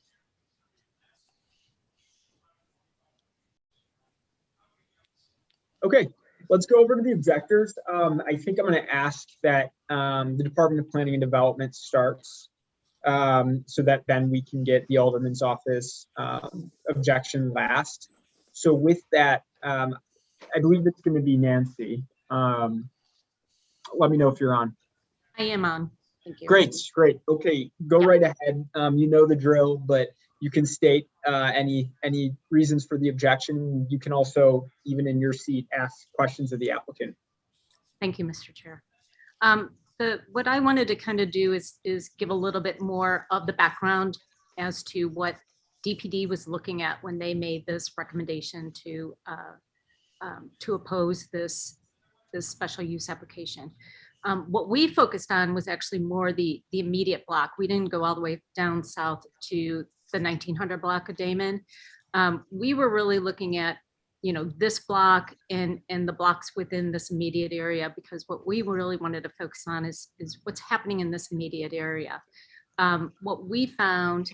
And Nancy, sorry to cut you off. I know you've already been sworn, but I just need to acknowledge that you've already been sworn. Yes. Yeah, thank you. And I don't know if I officially said my title when I was sworn in before, but it's Nancy Razovich, Assistant Commissioner for the Zoning Bureau. Yes, and then on the record, you swore to affirm the truth. Yes. Thank you. Sure. And so that's what we were looking at. Our evaluation of those areas, that immediate block, as well as kind of the the areas just north or in and around there show that actually there are no special uses that were granted for ground floor residential. And when you look at the character of the neighborhood, and it's actually shown in this graphic, I think pretty well, you'll see that there are some older, what I'm going to call the residential styled buildings, where they've got the, you know, the pitched roof, and it's maybe a 1.5 story or 2.5 story structure. That seems to be where the predominance of these ground floor residential units are from our evaluation. And then what you see are these newer buildings, similar to the style of what's being proposed. You see these newer buildings, and they're all mixed use with multi-units. So they've all got ground floor commercial units with the residential units above. So in our evaluation, the trend has actually been that as these smaller residential units are being redeveloped, they're being redeveloped into mixed use units with the ground floor commercial. The one thing I did want to clarify for the record, and I, you know, I don't know if I necessarily need to ask the applicant's witness, but the property in question, he referenced, I think it was 1905 North Damon as having five or six ground floor residential units. I'm sorry, it was 1956. I believe that the townhome building townhome immediately building. south. That's Yeah. immediately south of the subject, right? Right, thank you. That property actually was granted, and I'm gonna try to toggle my screens here while I'm talking. That was granted a variation. It was not granted a special use. When you read the variation for that particular property, what was approved, and this was in, 1998, so it was 199-98-Z, application for the variation to the zoning ordinance in a B42 restricted service district for the erection of a 3-story with penthouse building containing business space and accessory parking on the ground floor and 6 dwelling units above. I think what they're counting as residential, perhaps on the ground floor, is actually the entry that's on the ground floor that leads to the residential units above. So our records do not indicate that ground floor residential was approved for that building. And then the other thing I wanted to point out is that when we were looking at this, we saw in our visual inspection a really predominance of ground floor retail spaces. You know, off the top of, you know, our heads kind of counting what we could see as spaces, we came up with, you know, close to 40 spaces when you look at like between Dickens and Webster. And of those, you know, the bulk of those, over 30 of those are commercial spaces. I think, you know, maybe up to 32 of those are commercial spaces. So, you know, this is an evolving area where it's definitely becoming more ground floor commercial and mixed use, and having these added density buildings with the units above are helping to support those commercial uses on the ground floor. So, you know, those were the reasons for our objection is based on the trends of what we're seeing. And, you know, considering what's going on in obviously the world with the pandemic, we think the vacancy rate is actually pretty low considering how many commercial spaces are there and are actually active. Thank you. Great, thank you very much. I now want to go to Paul Sajovich with Alderman Waguespak's office. So Paul, if you're on, I'll get you sworn in. I am. Great. Will you state your name and address, please? Paul Sajovic. I'm Chief of Staff to Alderman Waguespack. Our office here is at 2657 North Clybourne. Thank you. And do you swear or affirm to tell the truth in today's proceedings? I do. Great. Okay, go right ahead with the objection. Okay, thank you, Chairman. And thank you, Nancy, for your testimony on this. So we very much support the recommendation of the Department of Planning and Development to oppose the application. This lot is located on, you know, Damon Avenue amid a retail shopping district that is, you know, predominantly comprised of first floor retail uses. And we feel that instituting a residential use on the first floor here would impair the continuous a contiguous retail district that's in place and would have a detrimental effect on the overall context and character of this segment of Damon Avenue. We are in the depths of a unprecedented pandemic. And, when I went recently and walked this area, the thing that really struck me was how many businesses have actually held on and survived and are thriving. Lots of pedestrian activity, most of the stores have, despite all of the headwinds, remained open. So, I counted 38 distinct first floor uses, of which only 6 are residential between Webster and Dickens, and only 5 vacancies. And to have only 5 vacancies among 38 first floor spaces is, I think, remarkable. And if nothing else, an argument certainly in favor of the fact that, this area is doing quite well. And, I just think it would be very unfortunate to sort of, harm or kick this area a little bit while they're struggling to maintain that kind of vibrancy through this historic, pandemic that we're all dealing with. As far as, the context of the existing uses,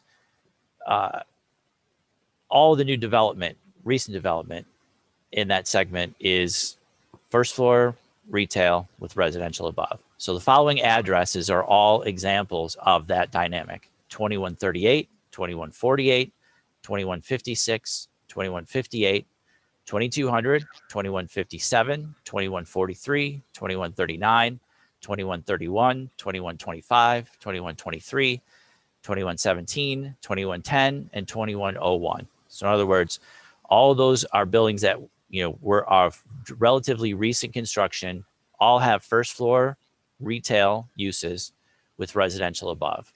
And so to stray from that, overwhelming trend and start instituting first floor residential uses, kind of using, the very slight amount of vacancies, on the tail end of a historic pandemic, I think would be particularly unfortunate. And certainly we support the department's recommendation against that. I also will briefly reference the variation. So Alderman Waguespack's big concern here is this idea of connected garages. So the board has been very supportive in the past when we come and argue against having these connected garages or breezeways. Our argument is that, having solid walls all the way from the front lot line all the way to the rear with no open space whatsoever is detrimental to the context and character of these neighborhoods. The assertion that because it's a 24-foot wide lot, they have no other choice just runs completely in the face of, we see multiple applications for new projects every month that are on 24-foot wide lots that are able to figure out a parking, plan without having an attached garage. So the fact that one immediately equates to the other, is just, there's significant evidence to prove out the fact that that's not the case. So I think, just to summarize, and certainly happy to answer any questions, from the Alderman's office point of view, the fact that, we're trying to work in concert with our neighborhood organizations, chambers of commerce, the Department of Planning and Development, to, maintain and withstand, this pandemic and try to promote active neighborhoods that are places that, provide people with the kinds of attractions within walking distance that draw them to these areas, makes it essential that we try to, whenever possible, get, those kinds of mixed use or more urban type developments in place. And so we certainly want to continue the recent trend in that direction, and are very hopeful that the board will support, both us and the department towards that end. Okay, great. Thank you, Paul. And with that, I believe that was Nancy and Paul were the extent of the objectors for DPD and Alderman Waguespack's office. So I'm going to bring it back to the applicant. And Nick, you know the drill here. This is your time for any rebuttal and then closing. Right. Am I allowed to ask questions of Paul or Nancy? You are as a part of your rebuttal, yes. Okay, just to go in order, if I can have just a few questions of Paul. Yep, Paul, you still on? I am. Great. You listed off a number of addresses that had ground floor retail units just a couple minutes ago. Is that right? Yes. And you said those were evidence of newer construction projects that came online more recently. Is that right? Correct. Do you know of any of the addresses you listed? Was any one of those properties improved with an all residential building prior to being redeveloped? So I could not tell you exactly what was at every location before the current building was there. I think my point in listing those off. I appreciate your point. I'm asking all of the recent construction that's occurring in this area is typified by first floor retail with residential above.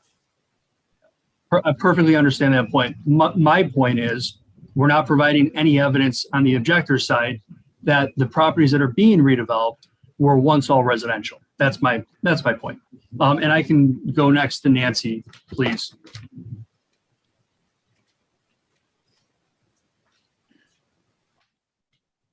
Yeah, Nick, go ahead. Okay, Nancy, I believe, and we still haven't actually seen a copy of DPD's recommendation letter, but I believe there was a discussion or terminology about how this has become and grown into a retail corridor that's transitioning. Is that right? Yeah, what we were looking at is again similar, I think, to what Paul was testifying, that the newer developments all have these ground floor commercial with residential above. Right, and you talked about, again, I want to be clear on the language because I still haven't seen that letter. We're talking about a trend in an evolving neighborhood. Were those words used in your letter? Yep. Did that happen overnight, or is that something that takes a little bit more time to evolve? I can't tell you exactly how long it took for this one. What we were doing again is looking at the context where we were seeing these smaller buildings in relation to these larger, what I'm calling larger, 4-story residential or mixed use buildings. And as I was saying, the newer buildings all appear to be larger 3 to 4 unit buildings with ground floor retail or commercial. I don't know how long that transition may have took. Okay, well, let's, taking Paul's numbers at face value, if there are 38 retail units in the immediate area and 5 vacancies, I think it's DPD's position that the retail market's been able to survive. Is that fair? Yeah, I think that's a pretty low vacancy rate in relation to what we've seen in a lot of other places, for sure. And yeah. And all of that growth and development has occurred while the subject property, 2115 North Damon, has had a retail or has a residential unit on the first floor. Is that right? Sure. Thank you. Okay, great. Nick, still on you. I could try and make a closing pretty brief. Okay. I think we heard from, again, both sides. Mr. Kerwin, the MAI appraiser in this case, testified that this area is unique. It's made up of a mix of residential, all residential buildings, multi-unit mixed-use buildings, and multi-unit residential buildings, all in the immediate area, fronting on Damon, and then the residential neighborhoods beyond. There's no question that this segment of Bucktown has evolved, using DPD's terminology, over the last 10, 20, maybe even 30 years. All of that evolution has occurred while the subject property has remained an all residential building. The argument or position that this one unit is the linchpin holding back the continued evolution and success of the retail corridor is simply not supported by the evidence. It's not supported by the existing conditions on the immediate block. The subject property has been residential, it has had a residential use on the first floor since 1975. There are examples of other new construction buildings that are, maybe they're 20 years old, but other new construction townhome buildings that are immediately across the alley that are all residential. There's no visible retail space to occupy or to go to at that property. We sent our MAI appraiser there twice. The point is, our building as an all residential building contributes to the mixed use character of the immediate area. And allowing it continue doesn't change the character of the area. It's all residential today. If the special use is approved, it'll be all residential tomorrow. Ironically enough, if the special use is denied, the building stays an all residential building. We think that that's evidence enough to support that our building is consistent and compatible with the character of the immediate area, and it will not have a significant adverse impact on the further development of the immediate area. And I'd also point out for the record, this is not a pedestrian street. This is not a designated retail pedestrian street. This is a mixed-use street in the city of Chicago. Thank you very much. Yep, thank you. And I just Chairman, want I'm so sorry. I have one more correction. I'm so sorry.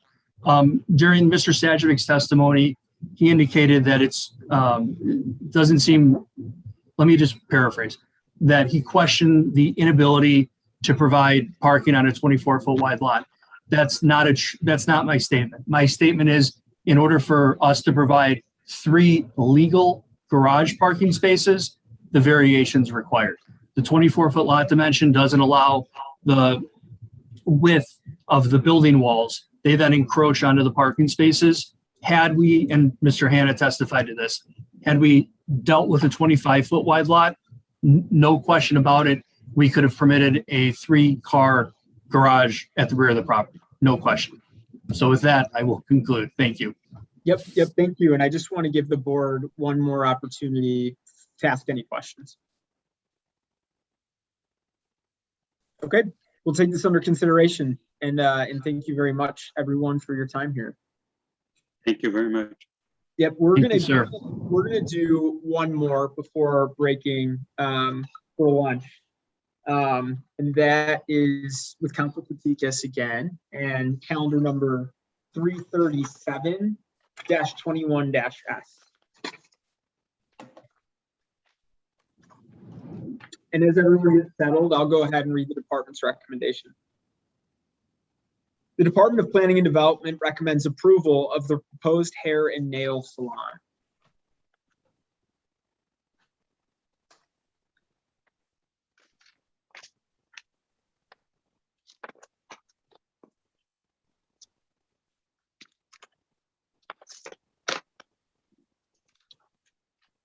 Chair, do you want me to begin?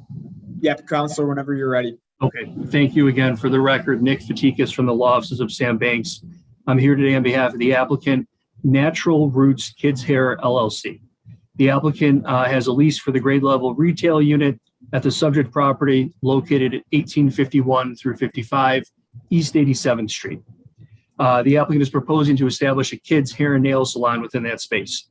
In order to do so, we are seeking a special use because the subject property is located within 1,000 linear feet of another personal service use. I have 2 witnesses available to testify on behalf of the applicant, Mrs. Tess Jackson, and our MAI appraiser, Mr. Joseph Ryan. And if I can jump quickly to Tess. Tess, are you on? Myself. I'm mute. Am I muted? Okay. No, you're not. We can hear you. Okay, so I don't know if if the video is going, oh, it's right here. And it's okay. too. Okay, We there can you go. There we go. Good afternoon, everyone. My name is Tess Jackson with Natural Root Kids Hair, LLC. Great. And Ms. Jackson, will you state your name and address for the record, please? Yes, my name is Mrs. Tess Jackson, address 1851 to 1853 East 87th Street. Thank you. And do you swear? I'm sorry, 1851 to 1855 East 87th Street, Chicago, Illinois, 60617. Oh, perfect. Okay, thank you. And do you swear or affirm to tell the truth in today's proceedings? Yes, Tess, is it true that you're proposing to locate a kids hair and nail salon at the subject property? yes, And again, your clientele will be to somewhere between the ages of 2 and 12. Is that right? yes, So you'll be, your stylist will be providing hair washing, cutting, styling, hair braiding, and nail polish, and some minimal makeup applications. Is that right? yes, You're not a licensed cosmetologist, but you will be overseeing the day-to-day operations. Is that right? yes, You plan on hiring 3 to 4 licensed stylists to provide services at the shop? yes, and And licensed. given the size of the space, you hope to be able to actually hire a few additional stylists as the business develops. Is that right? I'm going to stick to 4 on each side. So a total of 8 would be the most, right? Yes, Okay. In terms of hours of operation, you'll be open 7 days a week from 8 a.m. to 8 p.m. Is that right? correct. And Tess, is it your understanding my office filed witness statements on your behalf in this case? Yes, If you were to continue to testify, would that testimony be consistent with the statements we provided? yes, Great. Mr. Ryan, are you there?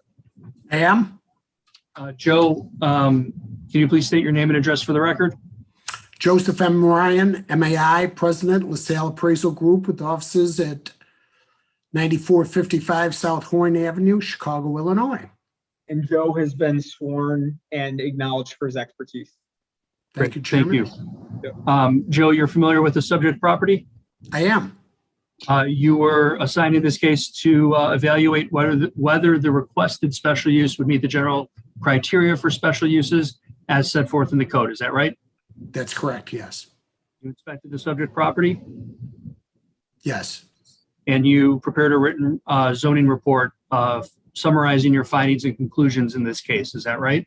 I did.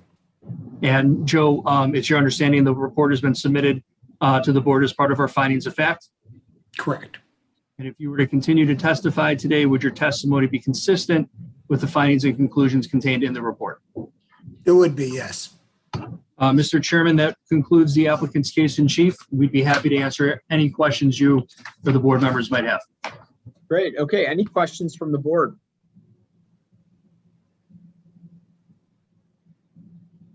All right, Ms. Jackson, we've got everything we need, so we'll take this under consideration. thank you. Yeah, thank you. Enjoy your weekend. Okay. Thank you. Have a great weekend. You too, Joe. I now move that we go into recess so that the board can eat and maybe walk around a little bit. So we're gonna do 30 minutes. That brings us to 1:35 p.m. Commissioner Toya seconds, Commissioner Saul, Yes. Commissioner Sanchez, Yes. Commissioner Esposito, Yes. Commissioner Toya. Yes. I vote yes. So again, we'll be back at 1:35. Thank you, everyone.